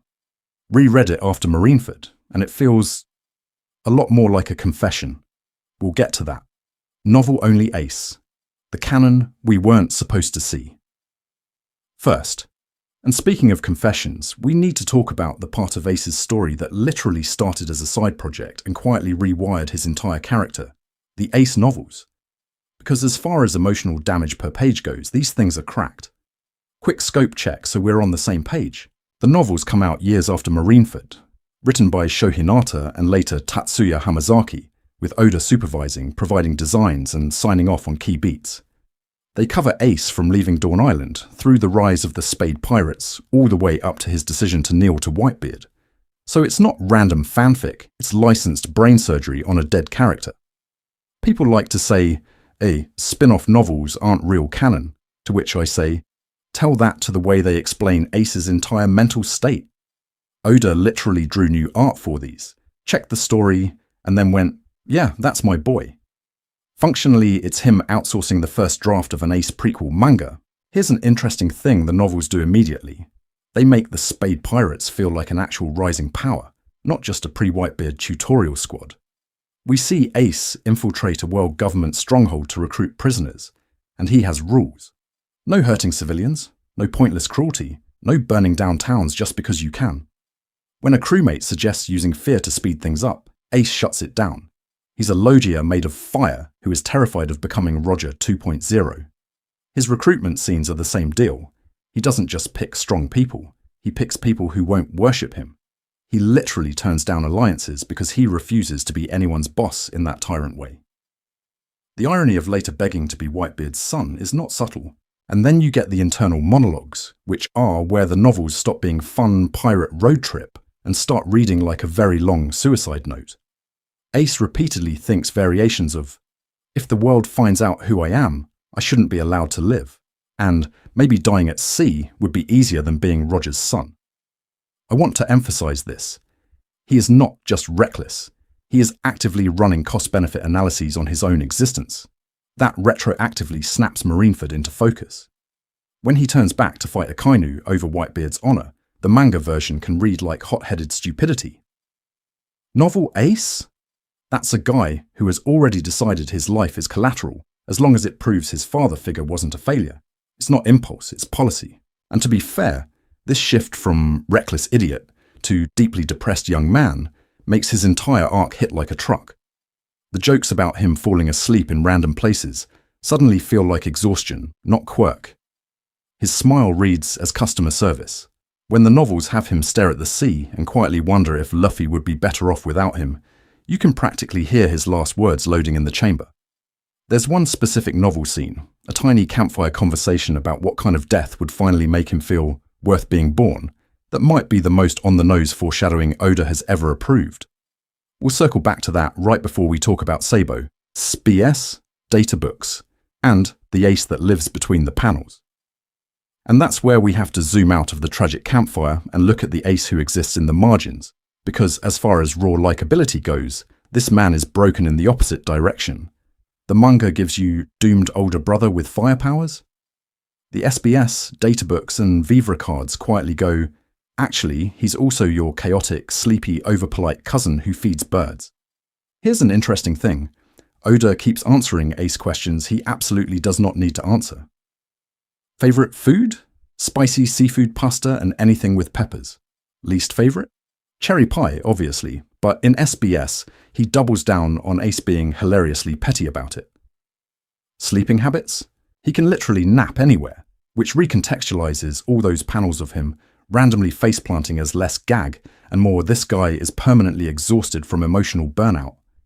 The hat and necklace. Oda notes that Ace is weirdly fussy about them. He'll let his shirt get obliterated by cannon fire, but if you touch the beads, it's a problem. It's such a tiny character system. Sentimental armor on the outside, zero self-preservation underneath. Then you hit the databooks and Oda just turns the dial up.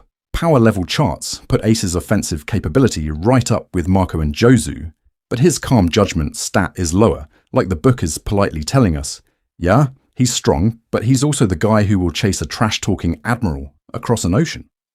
His temperament blurbs call him cheerful, friendly, and beloved by the crew, and then immediately remind you he's one of Whitebeard's core pillars. So he's not some mascot. He's the engine room that laughs with you and then accidentally starts a war. And to be fair, that tracks with how Whitebeard talks about him, not as a kid project, but as a future era-defining captain. The side material also quietly builds his social network into this insane spiderweb. Vivre card notes mention Ace hanging out with Shank's crew, drinking with the red hair pirates like it's a regular thing. There are throwaway lines about him being popular with common folk in random ports, Marines grudgingly respecting him, even revolutionaries keeping tabs on him long before Sabo gets the fruit. You start to realize Ace is that guy who can walk into any bar in the New World and someone goes, "Oh, that idiot, get him a drink." I want to emphasize how violently this all clashes with his internal monologue. Every peripheral source is screaming, "Everyone loves this man," while Ace is quietly convinced he shouldn't exist. People say Oda wrote a tragic character, to which I say he actually wrote a comedy of errors, where the punchline is that the one person Ace can't charm is himself. And then there's one specific SBS joke about Ace's bad habit. When people compliment him, that sounds like a gag, until you realize it's basically his core insecurity in disguise. We'll hold that for a second because it lines up a little too perfectly with how Sabo steps into his shadow later. Ace's hidden legacy, the fires he lit that Luffy never sees. And that's cute, right? Funny little SBS gag. Ace gets all awkward when you praise him, except if you zoom out, the world is basically standing in a line to compliment him, and he never sticks around long enough to hear any of it. Because as far as the timeline goes, Ace spends his Spade Pirates era doing something wildly unglamorous. He breaks stuff. Not in the edgy hot boy arson way, in the accidentally destabilizes regional power structures way. The novels make this very explicit. He topples minor tyrants, raids world government facilities to recruit prisoners, and burns through islands that were barely held together by corrupt Marines. People like to say Ace didn't change anything, to which I say, tell that to every petty dictator whose base suddenly became a revolutionary recruitment poster. Here's an interesting thing the manga barely gestures at. Power vacuums are One Piece's favourite off-screen mechanic. Ace hits a world government stronghold, that garrison never fully recovers. Which means when the revolutionaries or the Straw Hats show up years later, the defence grid is already a mess. A kingdom loses its marine-backed warlord because Ace humiliated him? Suddenly, that island is open for a certain rubber idiot to walk in, punch the replacement, and get hailed as a saviour. We actually see echoes of this in characters who just kind of slide into Luffy's story already pre-liberated. Civilians who once met a kind fireman. Ex-prisoners who were freed in some vague raid. Small-timers who say they were saved by a Whitebeard pirate before Marineford was even a thing. Novel and Vivre card material quietly tag a bunch of these to Ace. Luffy inspires them on-screen. Ace already removed the gun from their head off-screen. And, to be fair, Oda absolutely leans into the comedy of this. The world government is terrified of Roger's son building a following, but the joke is that Ace is already popular with common folk at a level most warlords would kill for. He just refuses to turn that into an organised power system. He rejects alliances, turns down offers that would have made him a rival emperor, and then immediately signs up under Whitebeard, because he finally finds a dad who won't leave. Narratively, that's why his death hits like a truck. It's not just trauma fuel for Luffy's growth, it's the official notice that this quiet second-hand influence is over. Whitebeard's final stand is literally powered by Ace. No Ace in chains, no reason for the old man to carve "the One Piece is real" into the sky with his dying breath. The era doesn't just end, it gets publicly executed. I want to emphasize, the tragedy isn't that Ace's life meant nothing, it's that he dies believing that line. while the story keeps cutting to a world already rearranged by his existence. Islands he softened up, people he saved, factions he nudged into motion. All of that becomes the stage Luffy walks onto. And the cruel part is that the one person who never gets to see that stage is Ace. So when we get to Marineford, and Ace makes that final choice you already know is coming, the real question isn't just, why did he turn back? It's, what does a guy who never believed his own impact do when the whole era suddenly pivots around him? Ace versus Jinbe. The 4-day duel, the Marines misread completely. So when the era suddenly pivots around Ace, what does he do? He picks a fight and then refuses to stop. And that's how we end up with the most misunderstood job interview in pirate history. Ace versus Jinbe, 4 days straight, in front of Fishman Island like it's an unpaid overtime shift from hell. Let's reconstruct this mess because as far as the Marines are concerned, it's just reckless hothead attacks warlord, film at 11. In the manga, we only get the aftermath. Both of them collapsed, bandaged, absolutely ruined. The Vivre card and the Ace novel quietly fill in the gaps. This wasn't some flashy 1-hour clash. They fought for 5 days total, 4 days of non-stop combat, plus a final day where they literally couldn't move. No food, minimal water, open sea, Jinbe with the home field advantage, and Ace still refusing to back down from Whitebeard's territory. On paper, the Marine dossier turns that into subject displays extreme recklessness, fixation on Yonko, dangerous impulsivity. To which I say, mate, that's not a tantrum, that's a stress test. This is Ace's first real sustained war of attrition, before he's even officially under Whitebeard's flag. He's not just flexing power, he's signalling to his own crew, and to the watching world, we don't fold, even when the opponent is a government-backed monster. That's primitive leadership, sure, but it's leadership. Here's an interesting thing the files never admit. Tactically, this matchup is a nightmare for Ace. His Logia is incomplete. He's strong, but he's still in that early Logia mindset of, if I become more fire, I win. Jinbe is literally the guy whose whole martial art is punch the ocean until it behaves. Fishman karate treats water like a blunt weapon, and blood and bodily fluids count as water. So every time Ace brute forces with big flame attacks, Jinbe can redirect, dampen, or outright slam him with shockwaves that don't care he's intangible. You can see the gap when you compare Ace to Sabo later. Sabo uses the mirror like a scalpel, tight jets, controlled explosions, integrating it with Dragon Claw. Ace is more giant fire fist, bigger fire spear, now I'm a sun. It's cool, but it's also kind of a vague power fantasy instead of a refined system. I want to emphasize, that's not a flaw in Ace's character writing, it's the point. He's a prodigy who never got time to mature, and then Whitebeard shows up. This is usually framed as a mercy save. Dad steps in, stops the fight, drags the idiot kid onto the ship. And to be fair, it is merciful, but it's also a field exam. Whitebeard isn't just checking strength, he's checking will. Who keeps swinging after 4 days against a hard counter with no guarantee of winning? Someone you can build an era on. The Marines log reckless. Whitebeard sees pillar material. Ace himself. He mostly sees, I failed to take his head. That misread is going to matter a lot when we get to Marineford, and he has to decide what his life is worth in front of the whole world. Because once you realize this duel was a promotion test he accidentally passed, his final demotion of himself hits way, way harder. From Challenger to Sun, the quiet ritual of Ace's adoption by Whitebeard.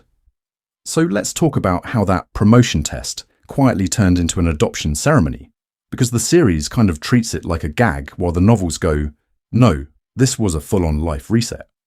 After the 100th assassination attempt fails, and to be fair, at some point it's less assassin and more over-enthusiastic intern with a knife, Ace finally collapses from exhaustion. Novel Ace really lingers here. The Spade Pirates are watching their captain literally run himself into the ground every night, terrified that if he ever stops chasing Whitebeard's head, he won't know who he is anymore. They whisper about leaving. They argue about following him onto the Moby Dick. One guy flat out says, if he bows his head, that's not our captain. That's an identity crisis, not a recruitment arc. And then Whitebeard just picks them all up. He doesn't conquer the Spade Pirates. He kidnaps them into a better union. Ace wakes up chained, furious, ready for round 101, and Whitebeard hits him with the most broken attack in the series. Be my son. No conditions. No, after you prove yourself. Just an offer that makes zero sense inside Ace's inherited sin brain. Because as far as the Marines are concerned, he's the devil's child. As far as Whitebeard is concerned, he's a kid who needs a dad. Here's an interesting thing. The sake sharing ritual is treated by the crew as routine, but narratively, it's a counterspell. The world government names him Portgas D. Ace, son of Gol D. Roger, global threat. Do not let him breed. Whitebeard pours 3 cups and names him son in front of a family that actually cheers. That's a ritualized overwrite of the wanted poster. The language of family isn't just cozy, it's a direct challenge to the state's labeling power. You can call him a demon all you want, but inside this system, he's just another idiot brother who sets the kitchen on fire. I want to emphasize how awkward Ace is about all of this, because the manga mostly gives us the confident version. In the novels and tiny panels, he keeps testing the edges. He refuses to sleep in the infirmary after missions, choosing the deck instead like he's on probation. He insists on paying back every favor. Extra guard duty, taking the worst shifts, volunteering for suicidal errands, as if being called son is a debt he has to work off with interest.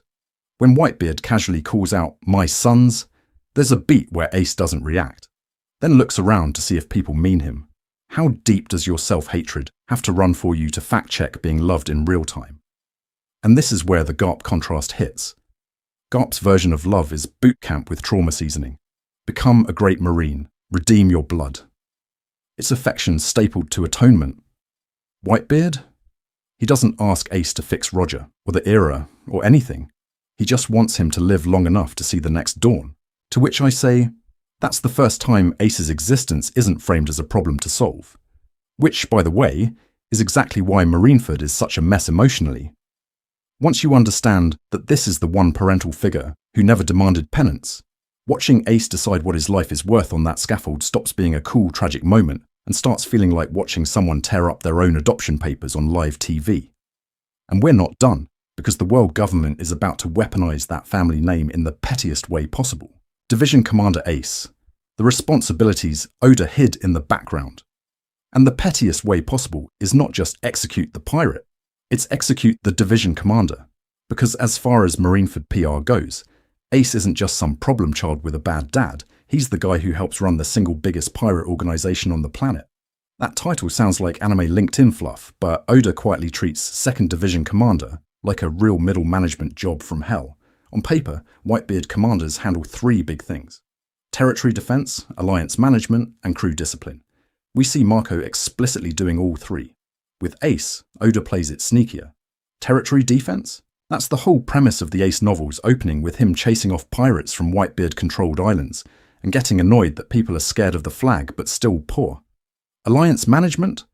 Those same novels and Vivre cards point out Ace visiting allied crews and former Spade Pirates contacts to keep them in the orbit of the Moby Dick. Crew discipline? We literally watch him chew out subordinates who insult Whitebeard, and he's the one who drags himself to punishment after picking fights. But here's an interesting thing. The Vivre card notes that Ace is weirdly mobile for a commander. He's constantly off ship, scouting, wandering into other territories, getting lost, dying in deserts, the usual. Most commanders are attached to a region. Ace treats his as a vague suggestion, to which I say, that's just the Spade Pirates CEO still doing surprise inspections. His old crew ran on proactive scouting and opportunistic alliances. Remember how they infiltrated a world government stronghold to recruit prisoners? That's not a passive, guard this island mindset. That's a guy who thinks, if I move first, I control the mess. We also get these tiny throwaway interactions with other commanders that quietly upgrade him from Whitebeard's hot-headed son to actual strategic voice. In the Ace novels, he debates Marco over which islands are worth defending, arguing that some places just want the flag, not the full military escort. He pushes back when Thatch talks about risky supply runs, pointing out which routes attract world government attention. With Vista, he spars, and then immediately asks how the old man chooses which conflicts to ignore. It's blink and you miss it, but he's basically doing cost-benefit analysis on pirate humanitarian interventions. I want to emphasize how bizarre that is for a guy whose brand is runs at warships. Ace's command style is this contradictory blend. Frontline berserker, who absolutely has to be in the first volley, and deeply protective captain who memorizes his division's names and eating habits. He'll dive into a buster call, But he'll also stop mid-fight to yell at a crewmate for overextending because you promised me you'd live. That's not just recklessness, that's a warped professional ethic. So when he chases Blackbeard, the fandom loves to frame it as pure impulsive revenge. And to be fair, the man is not exactly a paragon of impulse control. But look at it through this commander lens. A subordinate murdered a crewmate, fled the flag, and threatened the stability of every island that flag protects. From Ace's perspective, what is he supposed to do? File an HR complaint? In his head, the job description he's been living is, I personally handle the ugliest problems so my family doesn't have to. That mindset makes the pursuit feel less like a tantrum and more like a catastrophically miscalculated performance review. And the tragedy is, the world government sees that same sense of duty and thinks, perfect, we can turn this into a live demonstration. Which is where their little propaganda experiment around his bloodline and his execution method gets very, very specific. Ace's unofficial diplomacy. Shanks, Yonko etiquette, and silent understandings, and the Marines think they're about to put on a nice, clean morality play. And then Ace walks into the new world and accidentally starts doing actual politics. Because before he ever becomes the execution, he's the guy who sails into Shanks' territory and doesn't blow it up. That little crossover everyone remembers as, haha, cool, Shanks and Ace drinking together? That is a coded diplomatic summit between two Emperor-adjacent factions. And I want to emphasize how weird that is. Ace is a rookie captain whose bounty is exploding. Shanks is already a stabilizing Yonko. This should be a powder keg. Instead, it's tea time with explosives politely turned off. Here's an interesting thing. Shanks' first reaction isn't, who are you? It's basically, oh, you're that guy chasing Whitebeard. And then he immediately pivots to Luffy. He knows the Spade Pirates' movements. He knows Ace's reputation. And he knows about the rubber kid from East Blue. That's not casual gossip. That's an emperor running a surveillance system on Roger's narrative leftovers. Shanks has been tracking the Roger legacy for years, and Ace walking onto his deck is both a reassurance and a problem. Reassurance because as far as Shanks can see, Roger's son chose Whitebeard, the one man Shanks respects enough to literally beg for a war delay. Risk, because that same son has Conqueror's Haki, a Logia, and a chip on his shoulder big enough to crack Marineford. You can almost feel Shanks thinking, if this guy goes feral, the balance is done, while also going, but if he stays on Whitebeard's leash, the error stays manageable. And Ace gets that. People like to paint him as hot-headed, to which I say, mate, you're a hot-headed system. Because Ace in this scene is absurdly well-behaved by New World standards. He thanks Shanks for saving Luffy. He does not test Shanks' crew, does not flare his haki, does not make a big territorial mess. He's in another emperor's waters, and he acts like he's in someone else's living room. That's Yonko etiquette 101. Acknowledge the flag, don't poach the men, don't start a headline. This is Ace quietly proving he can play by the unwritten rules. The same kid who once tried to burn a world government fortress from the inside is now doing, thank you for your service, I will not be blowing up your bar today. And to be fair, that's exactly the kind of guy Whitebeard needs as a future frontman. Because when you line this up with Shanks and Whitebeard's later sake on the Moby Dick conversation, you can see the bridge Ace was supposed to become. Shanks respects Whitebeard enough to scar himself to stop Ace. Whitebeard cares enough about Ace to ignore that warning. Put a slightly older Ace between them and suddenly you have the one person who can translate. Roger's blood, Whitebeard's son, Shanks' junior. Imagine Ace a few years on, sailing as the Whitebeard envoy who can walk into Shanks' territory, Big Mom's tea party, maybe even a revolutionary outpost, and everyone listens just long enough not to start the apocalypse. That's the political role he's trending toward off-screen, and the punchline is that the world government looks at the Roger heir most willing to respect New World rules and says, perfect, that's the one we'll publicly execute. They don't just kill a pirate, they kill the one potential mediator who might have kept their so-called great era of pirates from turning into exactly the kind of uncontrollable storm they're afraid of. Which raises a nasty question for the next part. If you remove the would-be diplomat from the board who actually inherits his network, his hat tips, his silent understandings, and what kind of error does that create? The mirror, Nomi's hidden ceiling, why Ace never reached Sun God territory. So when we talk about who inherits Ace's era, we also have to talk about what Ace never actually inherited from his own fruit. Because as far as raw tools go, The Marineford is cracked. Intangible fire body, giant area nukes like Heiken and Entei, rocket jump propulsion, casual heat manipulation that can melt steel or evaporate bullets. On paper, this is small artificial sun in human form. In practice, Ace mostly used it like a very pretty flamethrower. Compare that to Sabo. Same fruit, same basic system, completely different philosophy. Sabo's out here turning fire into drills, armor, precision jets, even controlled explosions that thread between civilians. Ace will glass the battlefield. Sabo will surgically redraw it. Ace is spectacle and straight lines. Sabo is angles, feints, and restraint. And to be fair, that's not a power gap. That's a worldview gap. Here's an interesting thing. Logias, tied to big natural forces, almost always flirt with myth. Light isn't just light, it's God lasers and judgment. Darkness isn't just darkness, it's gravity, void, erasure. Fire should be playing in that sun space, purification, guidance, rebirth. You can see Oda kind of circling that idea with Entei, literally looking like a miniature sun. But Ace never once talks about his fire as warmth, or as a way to lead people out of the dark. It's just, I'll burn you. People like to say, Ace just wasn't strong enough to reach that level, to which I say, mate, he was casually matching Jinbei for days, and got scouted by Whitebeard and the world government in his early 20s.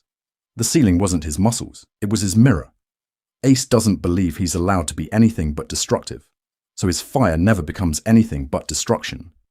He grew up being told his birth was a sin, that Roger's sun existing would literally burn the world down. So what does he do? He leans into it. His fighting style is fatalism made visible.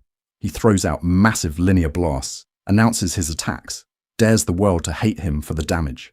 He almost never uses fire as a shield, as a lantern, as a way to clear a path rather than erase it. Because deep down, he thinks his existence can't protect anyone for long. And yet, the fruit keeps trying to argue with him. We get these tiny moments. Ace diverting attacks away from his crew, wrapping himself around allies to let bullets pass through, carefully angling Heiken in alabaster so the city doesn't become glass. The Vivra card data even shows named techniques focused on control, not just output. It's like the Marineford wants to be a hearth, and Ace keeps insisting it's a wildfire. Then Sabo picks it up, revolutionary brain activated, and suddenly fire is protest, signal flare, shield for civilians, a tool to remake the world instead of just torch it. Same power, different story. Which raises a much nastier question for the next part. If Ace never reached his sun god's ceiling, who did? And what does that say about the person currently walking around with a literal sun fruit? Logia quirks and weaknesses. How Ace accidentally taught the world government. And here's the nasty little punchline to all of this. Ace doesn't just fail to reach his sun god's ceiling. He accidentally helps the world government install better curtains. The era before him treated Logias like mythological cheat codes. Crocodile, Enel, early smoker. The vibe was, if you can turn into an element, you're basically untouchable unless the author gets bored.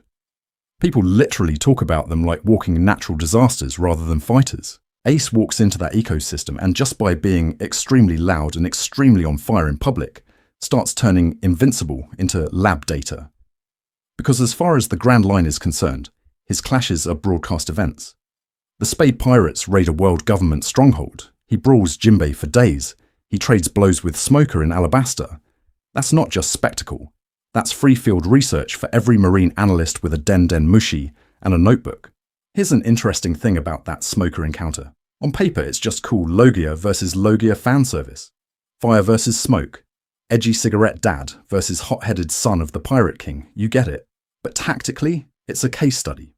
We see that when both sides can phase, terrain suddenly matters way more than raw power. Open desert means wide area attacks, but also zero cover from seastone, zero moisture, and a brutal stamina tax under the sun.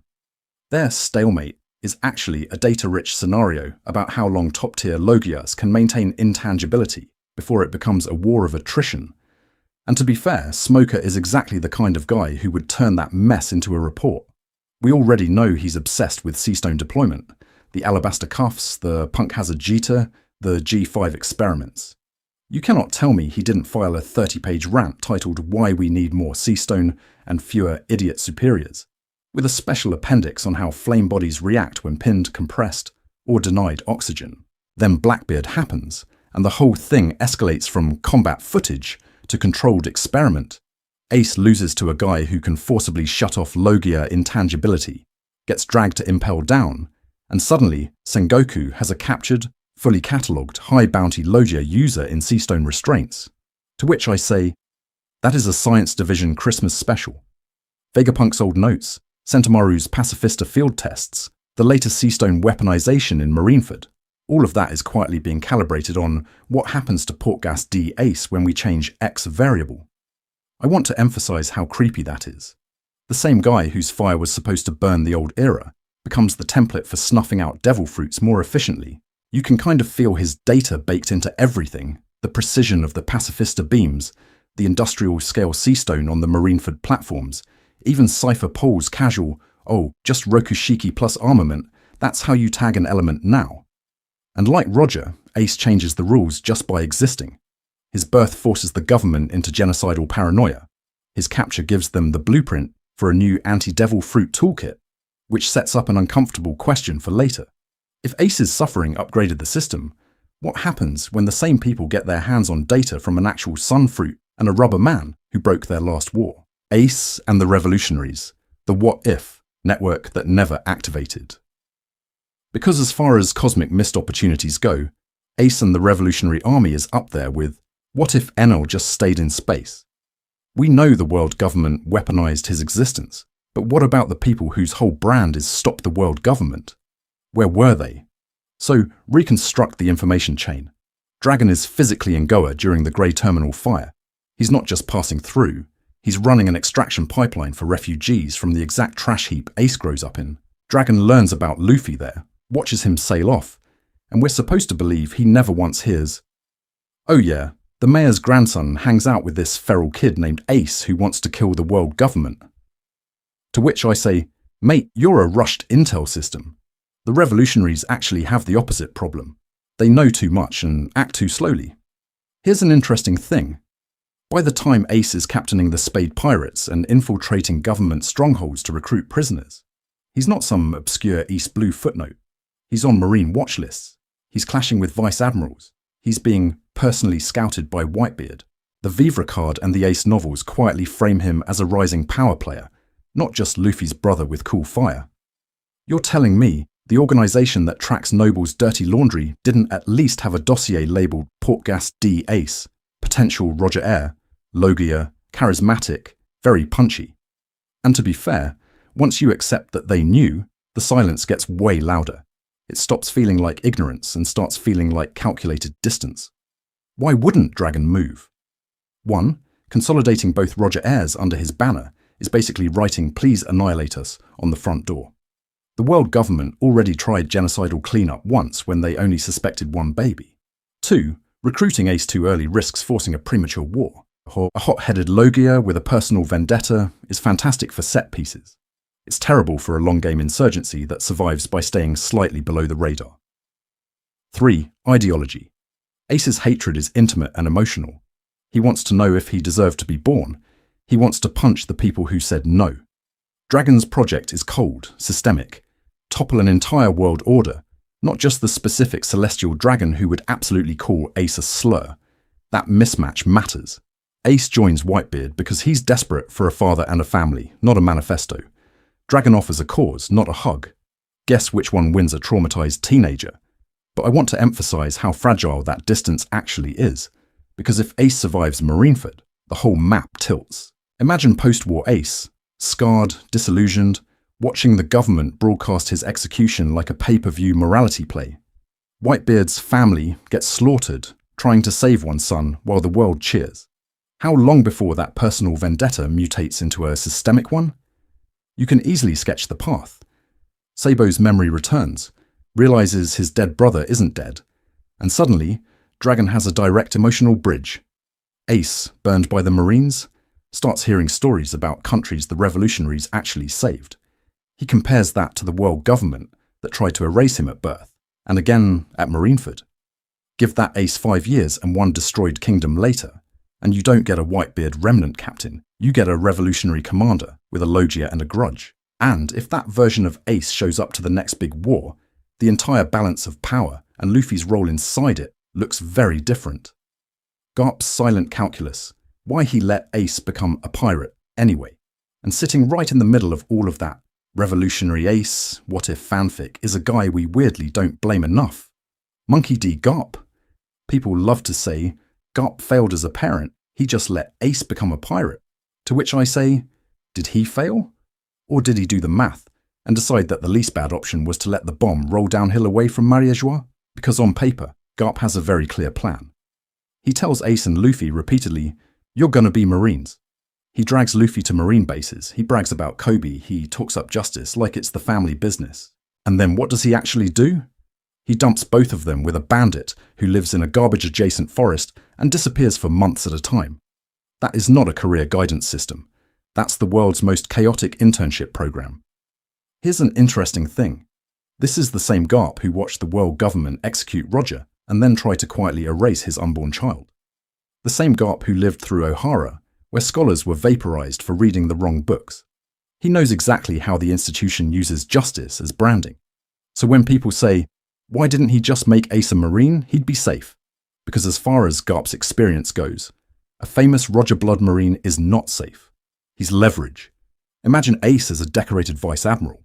The moment his lineage leaks, the Gorosei don't see a hero. They see a hostage and a symbol. You can almost hear the orders. Put him on propaganda posters. Put him on a leash near a celestial dragon. Send him to crush rebellions so they can say, look, Roger's son fights for us.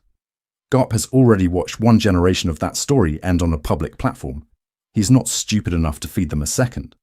And to be fair, the manga shows him cracking around Ace in ways that don't match the goofy grandpa act. When Ace asks if he should have been born, Garp's reaction isn't tough love. It's this tight, pained silence. At Marineford, when Ace is chained up in front of him, Garp literally sits on the platform like a statue.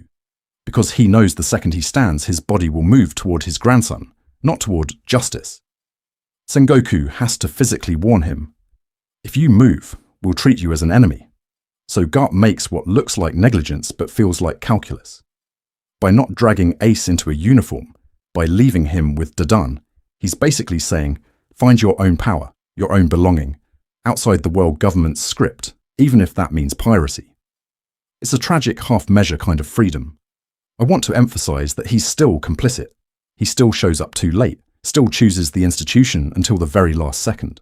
But when Ace is sentenced at Marineford, it's not for actual crimes. It's as a symbol, Pirate King's son, Whitebeard's heir, public spectacle. And that's where Garp's quiet choice comes back to crush him. He tried to dodge one kind of weaponization and delivered Ace straight into another. Which raises the next uncomfortable question. If Ace was doomed as a symbol no matter what did his actual pirate career even change? Ace's reputation in the New World, fear, respect, and misinterpretation. What did Ace's pirate career change? On paper, not much. The world government still owns the news. Marineford still happens. Luffy still screams.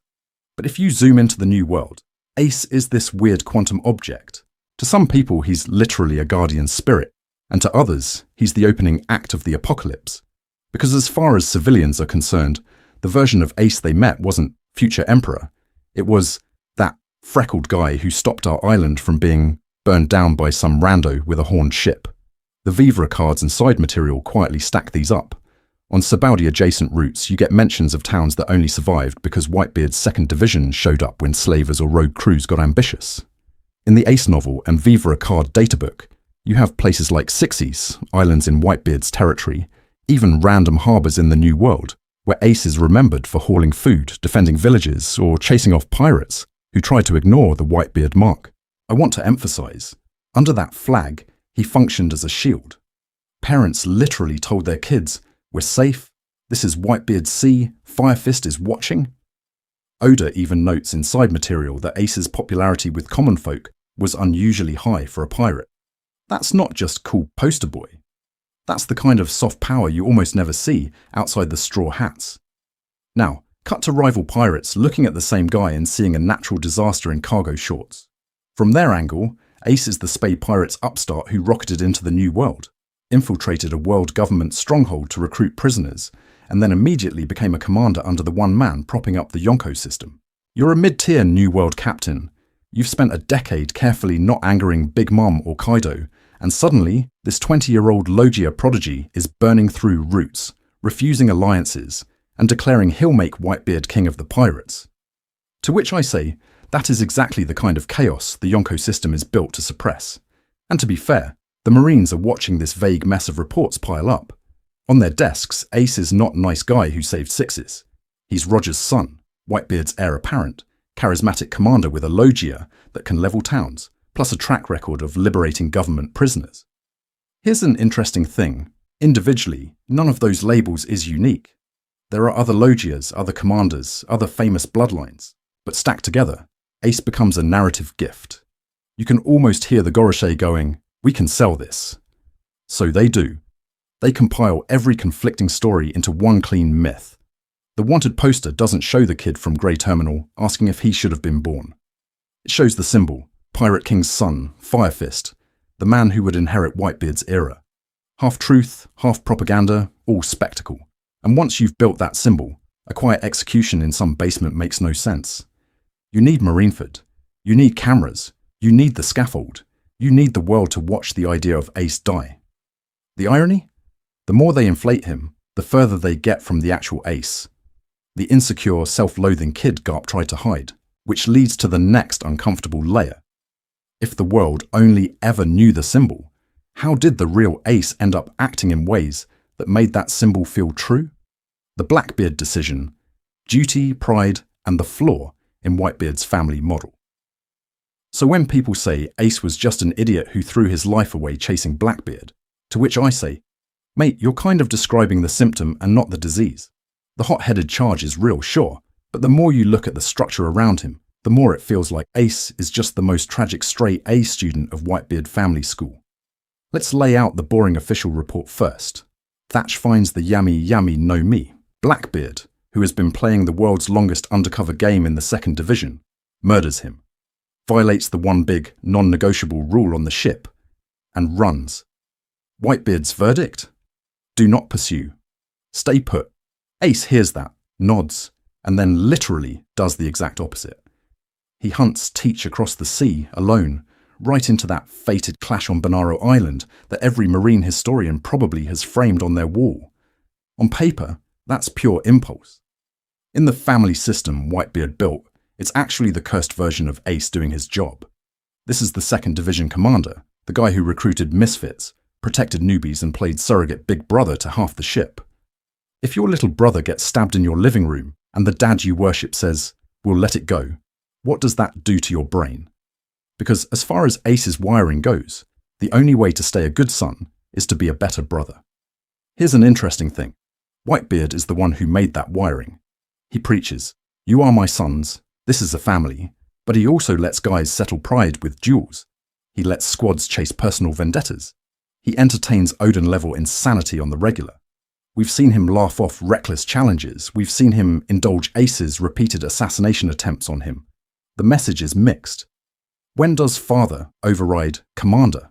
When is your rage noble, and when is it disobedience? The system never clearly says, and to be fair, that's great for drama and terrible for workplace safety. Now fuse that with Ace's private mess. This is Roger's kid who grew up asking if he should have been born, who watched Grey Terminal burn while Nobles smiled, who already believed his existence was a crime. Thatch dies on his watch. His division, his man, killed by someone he vouched for. That's not just a rule broken. In Ace's head, that's proof that the sin in his blood is contagious. Blackbeard isn't just a traitor. He's Ace's mistake walking around with a darkness fruit. I want to emphasize how lethal that combo is. Inherited guilt plus immediate failure equals, I must erase this with my own hands or I don't deserve this flag. So when the father says stop and the family code in your chest screams go, Ace picks the version that punishes him. And that is the cosmic joke the world government cashes in on. His overdeveloped sense of duty walks him straight into Blackbeard's trap, straight onto that marine ship, straight to the scaffold they needed filled. The son trying to clean up his family's mess becomes the perfect prop for the regime that created the mess in the first place. And the worst part, the family model that couldn't stop him is the same one that will march to Marineford to save him. Impel Down, the off-screen ordeal that reframed Ace's resolve. So from the world government's perspective, this is perfect. They've finally bagged the son of the Pirate King and one of Whitebeard's top commanders in one neat, emotionally traumatized package. From Ace's perspective, he wakes up on a marine ship and realizes he's just turned himself into state propaganda. We can actually reconstruct that route from Bonaro to Impel Down pretty cleanly. Blackbeard doesn't drag Ace in on a dinghy. He hands him straight to the Marines, who fast-track him past Eni's lobby and Sabaody and all the usual bureaucratic mess.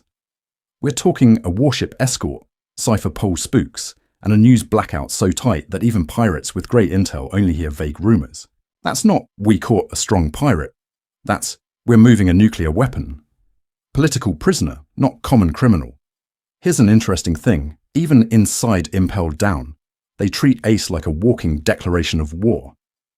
Magellan sticks him in level 6, the oubliette for problems the world government doesn't want to publicly admit exist.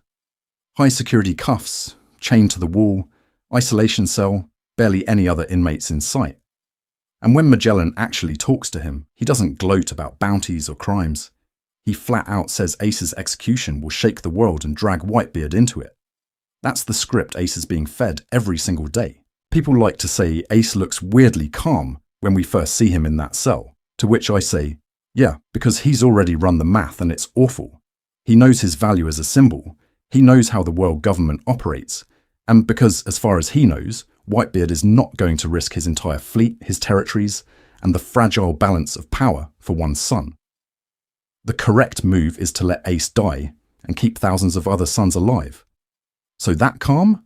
That's not resignation, that's grim acceptance. Ace has decided that if he plays along, if he doesn't struggle, maybe this stays a controlled execution instead of a global meat grinder. He already failed to stop the fire once, Roger's fire, Whitebeard's legend, the era itself. So now he'll at least try not to pour gasoline on it with his own ego. And to be fair, that tracks with his whole life. The guy who tried to disappear into Grey Terminal, then into the Spade Pirates, then into Whitebeard's flag, is now trying to disappear into history as a necessary casualty.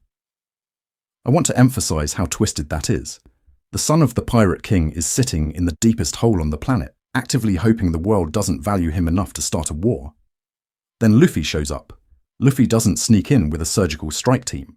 He speedruns a prison designed to contain legends, breaks half the power system on the way, and drags Crocodile, Ivankov, Jinbei, and a literal revolutionary jailbreak behind him, all for one guy in one cell. Ace's entire calculation that his death will limit collateral damage shatters in real time. Because what do you do when the world is actually willing to burn itself down to save the person you're most certain shouldn't have been born? That's the question waiting for him at Marineford, and it's the one his self-hatred is least prepared to answer. Marineford as a trial of Ace's existence, not his crimes. Marineford answers that question in the loudest, pettiest way possible, because as far as the world government is concerned, this isn't a rescue arc. It's a live broadcast paternity test with artillery support. Here's an interesting thing. If you actually look at Ace's rap sheet, it's fine. For a top-tier pirate captain, anyway. Destruction of marine property, attacking government ships, commanding the Spade Pirates, then becoming Whitebeard's 2nd Division commander. That's all standard Emperor-adjacent behavior. The wanted poster does not say, crime, being born incorrectly. But the moment we hit Marineford, the posters might as well be shredded, because nobody is talking about his piracy. They are talking about his father. Sengoku walks up on that execution platform and does what is, objectively, the most theatrical PowerPoint presentation in the series. He doesn't list Ace's operational feats, like infiltrating a world government stronghold to recruit prisoners, or nearly becoming a rival emperor candidate before Whitebeard. He goes, "This man is Goldie Roger's son," and then spends his whole speech narratively assassinating Roger in front of the whole world. To which I say, if this is about justice, why are we doing a genealogy TED talk instead of a trial?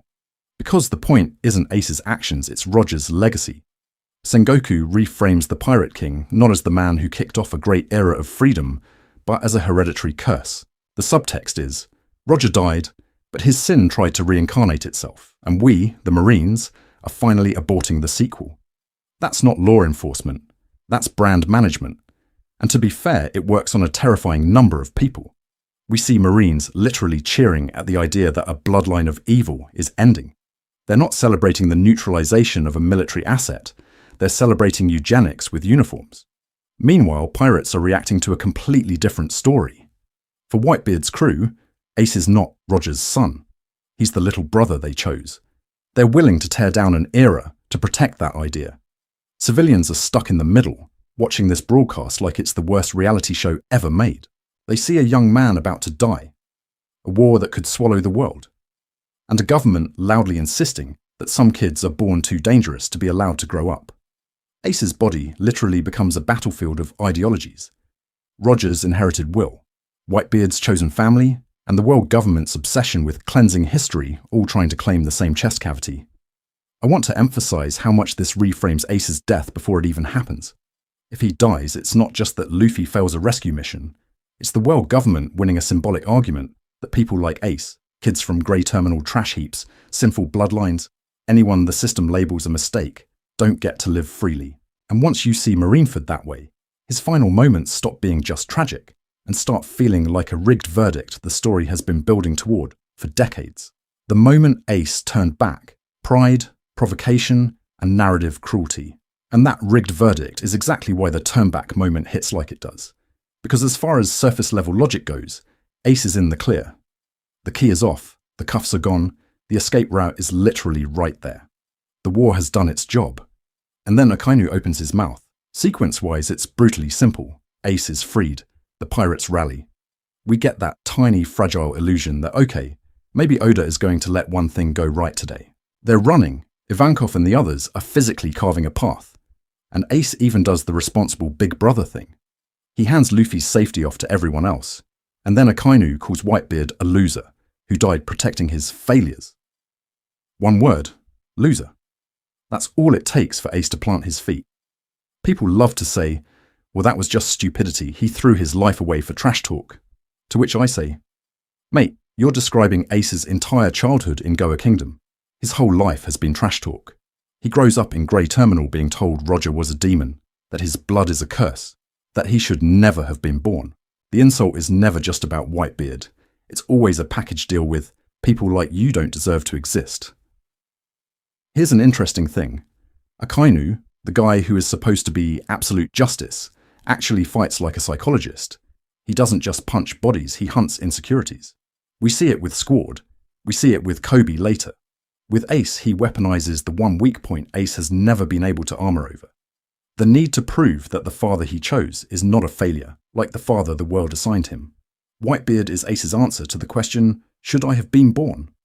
So when Akainu calls Whitebeard a loser, he's basically saying, your answer was wrong.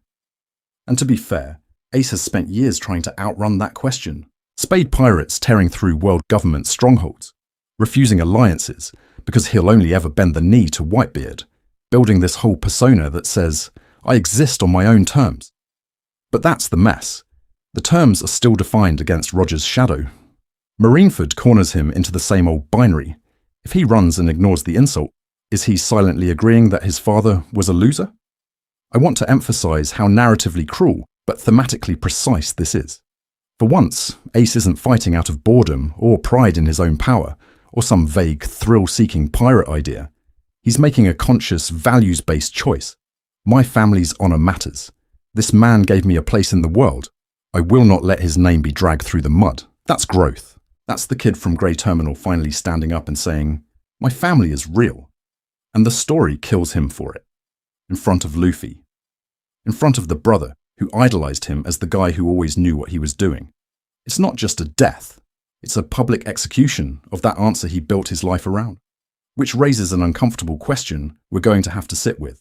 If Ace's definition of family gets obliterated here, what exactly is Luffy inheriting when he stands back up? Ace's last words, a rebuttal to a lifetime of self-hatred. So when Ace's answer gets publicly executed at Marineford, Oda does the most evil surgical thing possible. He lets Ace rewrite it mid-death. We go from, What exactly is Luffy inheriting, to Ace literally handing him a different thesis statement with his last breath? Here's an interesting thing. Ace's final words are almost comically direct. He tells Luffy, "Thank you for loving me," and says he had a happy life. That's it. No grand curse on the world, no edgy, "I'll see you in hell, old man Sengoku." Just gratitude. Which sounds kind of basic, to which I say, not if you remember the kid in Grey Terminal asking Darden if it was a bad thing he was born. That earlier question is pure Goa Kingdom brain poison. He grows up surrounded by nobles who treat the slums like trash, Marines who treat Roger's blood as a crime scene, and a world government that literally wanted him erased before birth. Of course, his life system outputs self-hatred. Ace's speech is a manual patch. He's not apologizing for existing anymore. He's thanking Luffy for proving that existence was never the problem. And, to be fair, the story has been stress-testing that idea since Sabo's death. Remember that sequence? Sabo dies trying to escape the same Goa politics that made Ace hate the world, and Ace internalizes it as confirmation that people like them aren't allowed to live free. Luffy, meanwhile, just keeps doing the most disrespectful thing possible to that worldview. He loves Ace anyway. No conditions, no bloodline discourse, just, "You're my brother." By Marineford, Ace finally realizes his worth was never supposed to be measured against Roger's crimes or the world government's labels. Sabo's gone, the nobles still suck, the Marines are literally executing him as a symbol of inherited evil, and yet the thing that breaks through is Luffy's completely stubborn, idiot-proof acceptance. Because as far as emotional math goes, "My little brother risked the entire new world to save me" beats "some dead guy I never met was the Pirate King." Oda frames that shift visually like a courtroom reversal. We get Ace's smile, soft and almost childlike, while his Vivre card burns out in his hand. The camera lingers on that scrap of paper because this is his life literally being consumed, but also because it's the physical record of how many people wanted him alive. Whitebeard's crew reactions sell it even harder. These monsters of the sea are sobbing like kids, because the guy who spent an entire novel refusing alliances unless he could call someone captain is finally, internally, accepting that he was their son. I want to emphasize that nothing new is said about Ace here.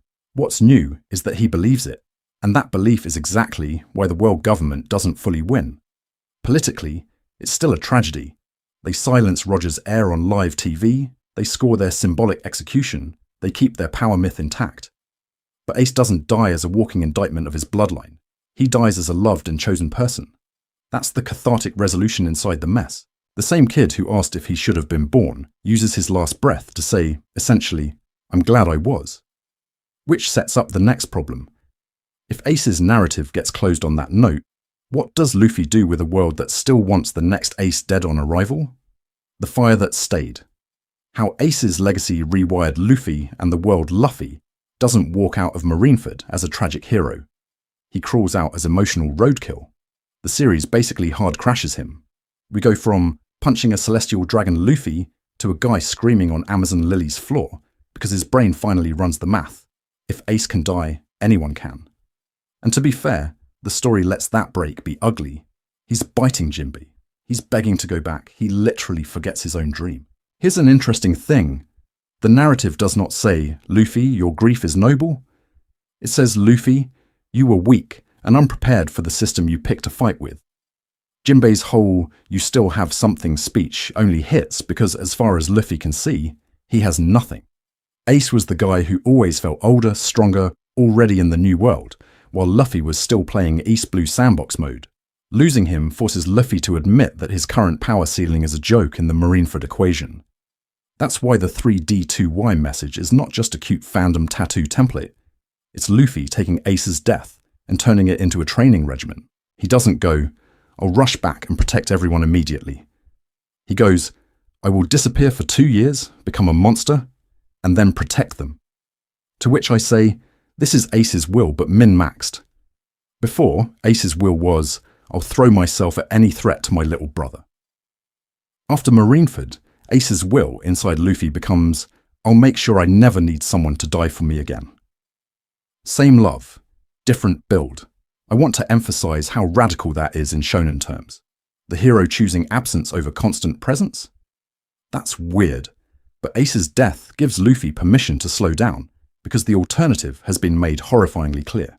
The D-Clan Chaos Goblin who used to charge every fortress now sends a coded newspaper ad to tell his crew, "If you trust me, wait." That is character development delivered via public obituary. Zooming out, Ace's death also blows a hole in the world's narrative firewall.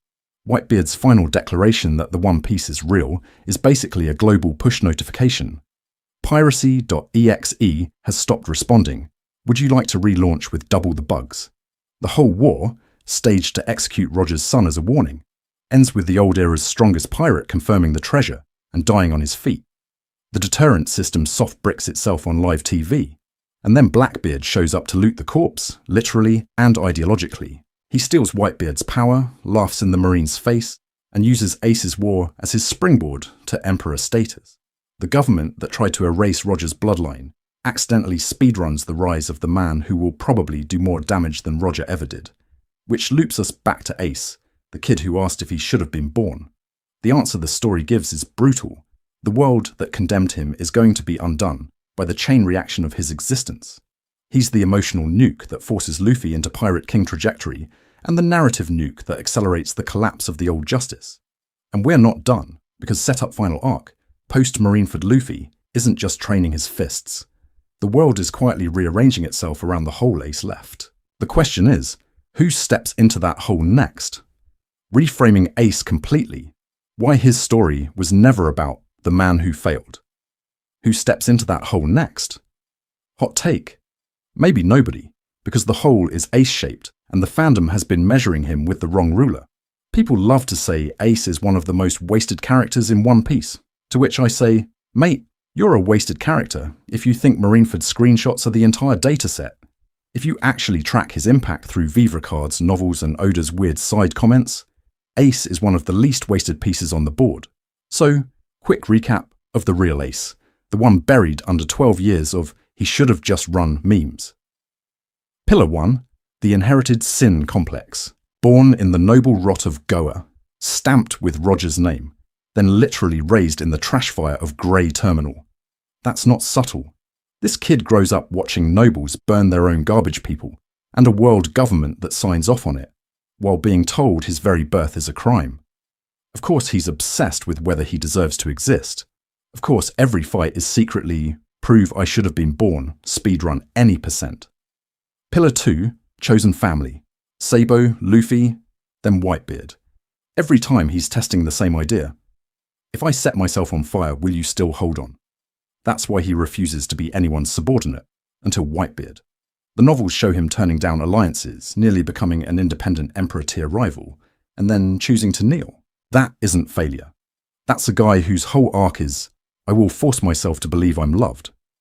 And, to be fair, that's kind of the emotional core of One Piece. Pillar 3, quiet power politics. The Spade Pirates infiltrate a world government stronghold and jailbreak recruits. That puts Ace on radars way before the Whitebeard flag. Garp's training and behind-the-scenes lobbying. He actually tried to repeat the Raise Rogers kid as a Marine experiment, and higher-ups freaked out. The Revolutionary Army quietly tracks him, Shanks indirectly shields him. None of these people treat him like a side character. They treat him like a potential pivot in history. Here's an interesting thing. The side material does not frame Ace as a cautionary tale about dumb decisions. The Vivre cards literally emphasize his popularity with common folk, his influence as Whitebeard's 2nd Division commander, and Mera techniques we never even see. The novels position his capture and death as the event that forces every anti-world government faction to accelerate. As far as the system of world building goes, Ace is catalytic design, and the fire fruit is the perfect metaphor. Ace is unstable, generative flame. He doesn't always control it well, but he ignites everything. Luffy's time skip, Sabo's second life as a revolutionary, Blackbeard's era-defining power grab, Whitebeard's final declaration of the Great Pirate Era 2.0. Ace died for nothing sounds edgy until you remember his last words, his Vivre card burning out at the exact moment Luffy's resolve hardens, and the fact that the current world chaos is literally built on that pyre. I want to emphasize, if you follow the obscure hints, Ace's story does not stop at Marineford. It echoes through the revolutionary's next move, the Yonko reshuffle, even Emu's paranoia. So the real question isn't why did Ace fail? It's what exactly did his fire wake up, and who's been quietly stoking those embers ever since?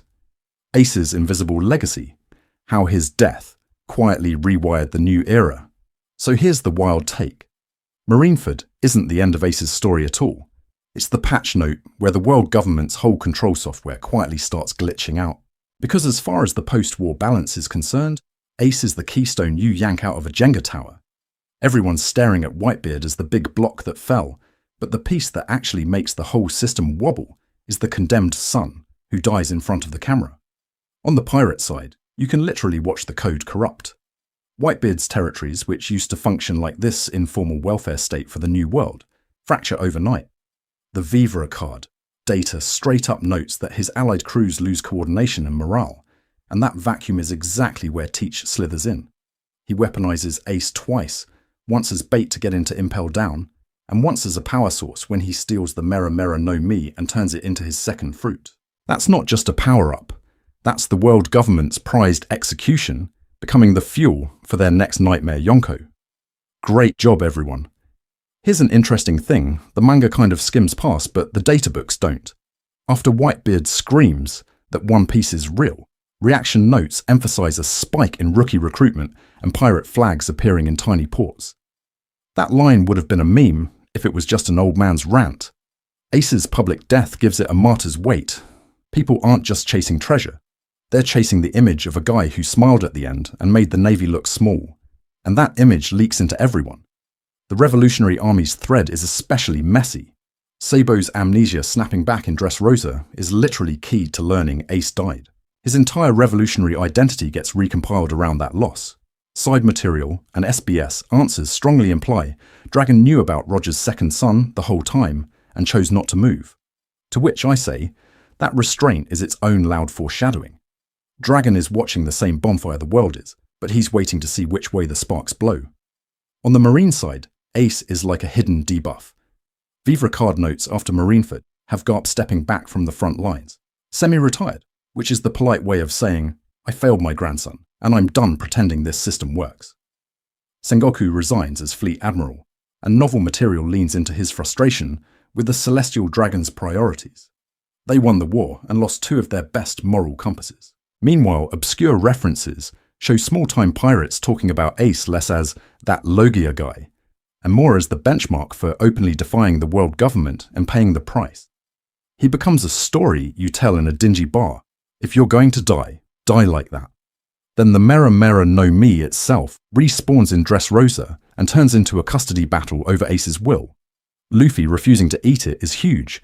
He literally rejects power because he won't overwrite Ace. Sabo taking it instead folds that fire straight into the revolutionary narrative.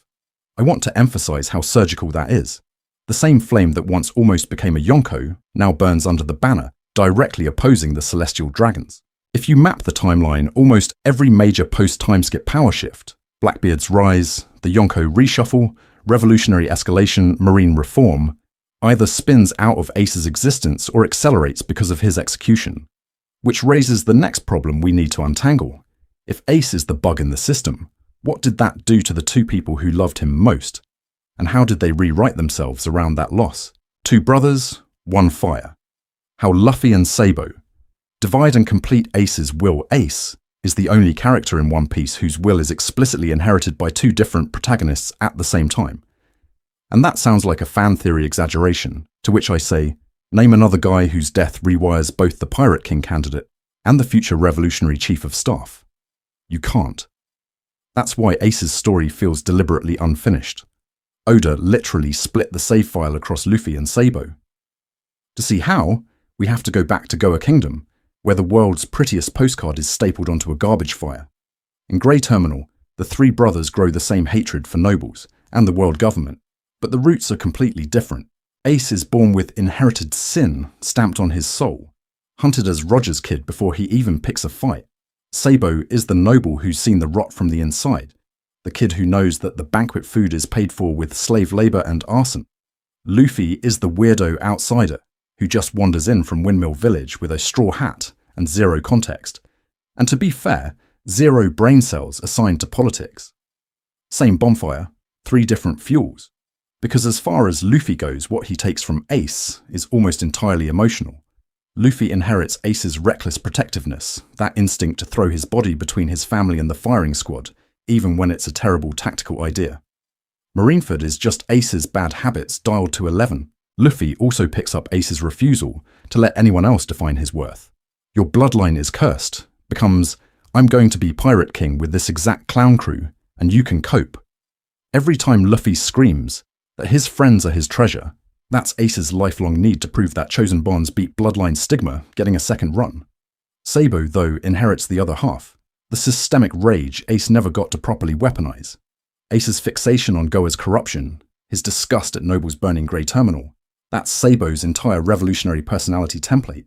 Here's an interesting thing. Ace's novel quietly frames him as someone who keeps bumping into injustice. World government prisons he raids to recruit crew, commoners who adore him in spite of his wanted poster. But he never has the ideology to turn that into a movement. Sabo does. Sabo is what happens if you give Ace's anger a reading list and Dragon's phone number. Vivre card data and the Ace novel spell out his dreams pretty clearly. Be a pirate worthy of existing, protect his crew, and prove Roger's blood isn't a curse. Post-Marineford, Luffy basically steals the protect my crew and live freely part and scales it to I will topple emperors for my Nakama. Sabo takes the prove this blood isn't cursed angle and runs it through revolutionary branding. He wields Roger's grandchild status as a political weapon, undermining the world government that tried to erase that lineage. The Mera Mera no Mi transfer is the cleanest visual of this split. Luffy explicitly refuses Ace's fruit in Dressrosa because his way of honouring Ace is to move forward as himself, not as a fire cosplay. Sabo eating it is almost an apology speedrun. He couldn't be there at Marineford, so he takes Ace's literal flames into the war Ace never reached. And, to be fair, Sabo's usage is way more tactical, more revolutionary asset than giant anime fire fist go boom. If you zoom out, the foreshadowing's been sitting there like a giant red Roger DLC pack. Ace's early brush with Shanks's crew, Garp training both Ace and Luffy, while arguing with higher-ups who didn't want Roger's son in uniform, Dragon quietly betting on Luffy from Logtown onward. This is a three-part answer to Roger's legacy. Luffy carries the free pirate dream, Sabo carries the revolutionary correction, and Ace is the emotional bridge that makes both feel human instead of abstract ideology. And I want to emphasize, Oda keeps calling Ace son in every direction. Son of Roger, son of Whitebeard, son Garp couldn't save. Because that framing is the key to why his will could be split without being erased. If you really want to crack Ace's final theme, you have to ask why the story insists on him as a son rather than a sinner, and that's exactly where we're going next. From inherited sin to chosen son, the thematic endgame of Ace's character. So let's just say the quiet part out loud. Ace is Oda's big lab experiment on whether blood decides your worth. People on the internet like to reduce him to guy who died for a bad taunt, to which I say, mate, you're a bad taunt. Because as far as the actual text and all the obscure side material go, Ace is the most aggressive anti-blood determinism case study in the series. Reassemble the Roger thread for a second. His mother has to literally stretch pregnancy past human limits just so the world government can't find and kill a fetus. Garp's promise to Roger is made on an execution platform in the middle of an era-wide panic that somewhere out there his kid might exist. From that moment, Ace is a walking crime. He's not a baby, he's Roger's potential second coming, a political WMD. Vivre Cards and SBS comments quietly back this up. Higher-ups veto Garp's push to make Ace a Marine, not because Ace is unworthy, but because his bloodline is too dangerous inside their system. Now contrast that with the Whitebeard thread, which is almost comically stubborn in the other direction. The adoption ritual is this whole performative rejection of Roger. Seke cups, the shared scar symbolism, the giant Edward Newgate plastered over the Portgas D tattoo, and Whitebeard bellowing "my son" like he's personally editing Ace's birth certificate in real time. The world is trying to brand Ace as Devil's Child 2.0, a sequel to O'Hara's Sin, and Whitebeard just speedruns a counter-ideology. Your worth is who you sail with, not who conceived you. Garp sits right in the middle of this tug-of-war. His training is brutal. He's trying to funnel both Ace and Luffy into the Marines, and, to be fair, That's him clinging to the only structure he trusts. But he's also the guy honouring Roger's last request, lying to the government, and letting 2 future pirate captains grow up under his nose. Even Garp is torn between duty and chosen family, which is kind of the point. If the hero of the Marines can't fully buy blood determinism, why should we? Then you've got the silent satellites. Shanks saves Luffy, but that's also protecting Ace's future crewmate and emotional anchor. Dragon knows about Roger's child, doesn't weaponize that bloodline, and builds a revolution on ideas instead. I want to emphasize how loud that is thematically. The Pirate Emperor and the world's most wanted revolutionary both quietly refuse to turn Ace into a pedigree tool, ideology over DNA. The Vivre card and novel notes drag us inside Ace's head, and it's a mess. Early on, he literally asks if he should have been born, assumes nobody could love him if they knew the Roger truth, and keeps his name buried. As the Spade Pirates rise, as he meets Whitebeard, as Luffy crashes back into his life, that internal script shifts. He starts to believe that being called son and brother isn't pity, it's real. Which is why Marineford is not just he failed to escape. It's the moment he finally rejects inherited sin. He doesn't die as Roger's cursed heir.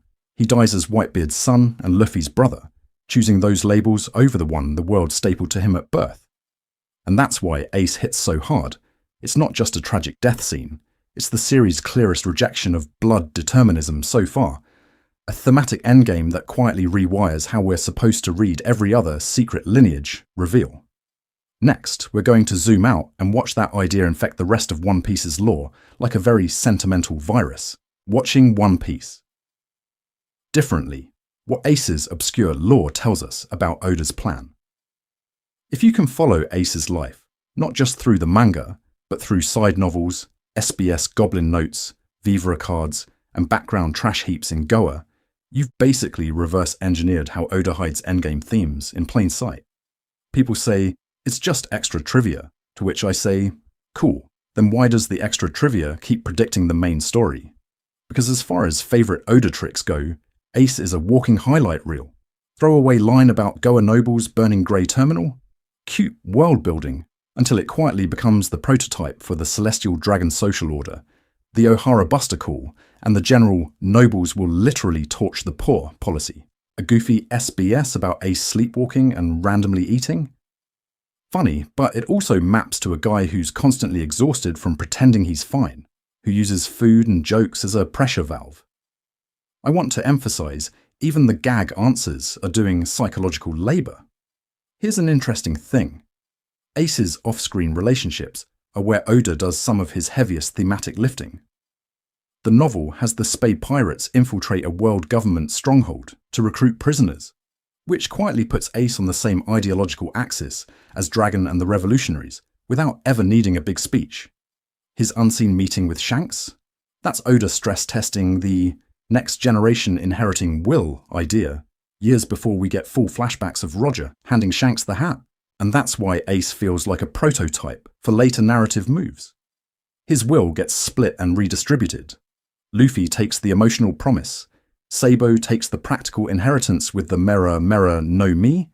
Yamato literally models their identity on the same failed son of a monster template. When we later see how Roger's, Whitebeard's, even Rock's legacies are broken up and spread across the cast, Ace is basically the tutorial level. The obscure lore isn't ornamental, it's structural. Novel-only Spade Pirates scenes where Ace nearly becomes a rival Emperor candidate foreshadow the fragile Yonko balance.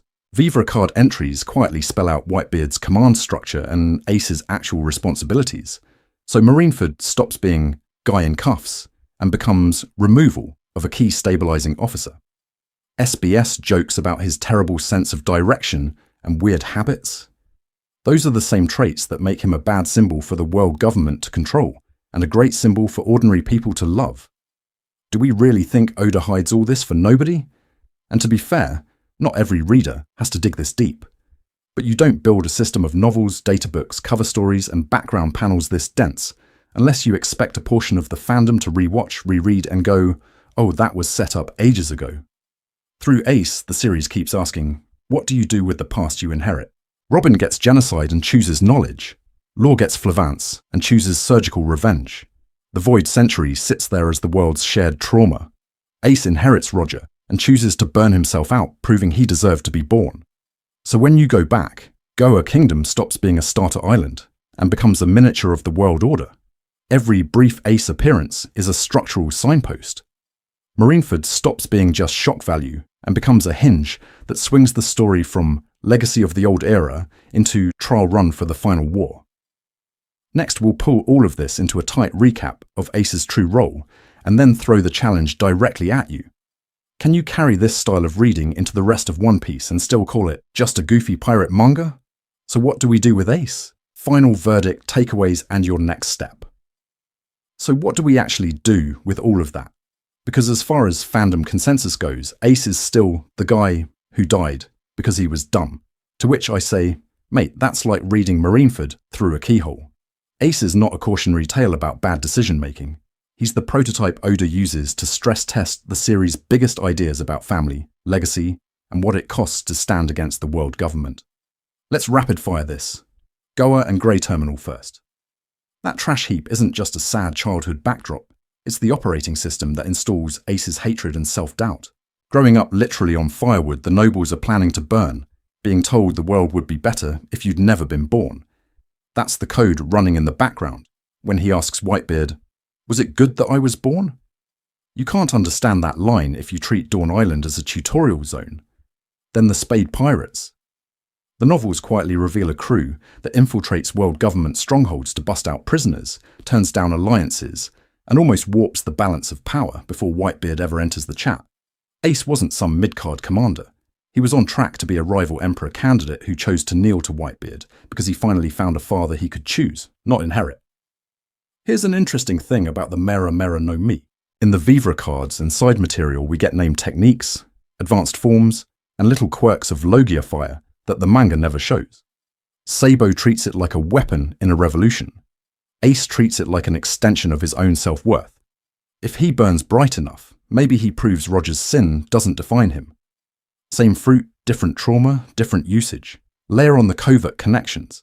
Shanks quietly watching Roger's son, Garp trying to shove both grandkids toward the Marines and getting vetoed by higher-ups who are terrified of that bloodline inside their system. The revolutionaries tracking him as a potential asset or threat. All of that obscure scaffolding makes Marineford feel less like a waste and more like a tragic inevitability. The novels flesh out his leadership. The Vivre cards clarify how high he actually sat in Whitebeard's hierarchy. The SBS notes expose the insecure, habit-ridden guy under the cool pose. Suddenly the dumb death reads like the endpoint of a life that was never allowed to be ordinary. So what's the verdict? Ace's story asks, can you be more than the sins you inherit? And answers yes. But it's a yes that costs him everything and lights the way for Luffy and Sabo. When people say, he turned back, he threw his life away, I want to emphasize, that's Ace finally choosing his own reason to live and die, not the one stamped on his birth certificate. So your next step is simple. Rewatch Goa and Grey Terminal, Alabasta, and Marineford with this mess of hidden lore in your head, or dive into the Ace novels and Vivre cards if you want the full build the anime-only kind of sketches. Then push it further. Apply this obscure lore lens to Whitebeard, Garp, Dragon, the random commanders in the background. Because once you see how much is buried around Ace, you'll never look at a throwaway panel the same way again. Ace wasn't just the fire that went out at Marineford. He was the spark that proved the world could burn, and now it's on us as readers to actually notice the smoke Oda's been drawing around him since the very beginning.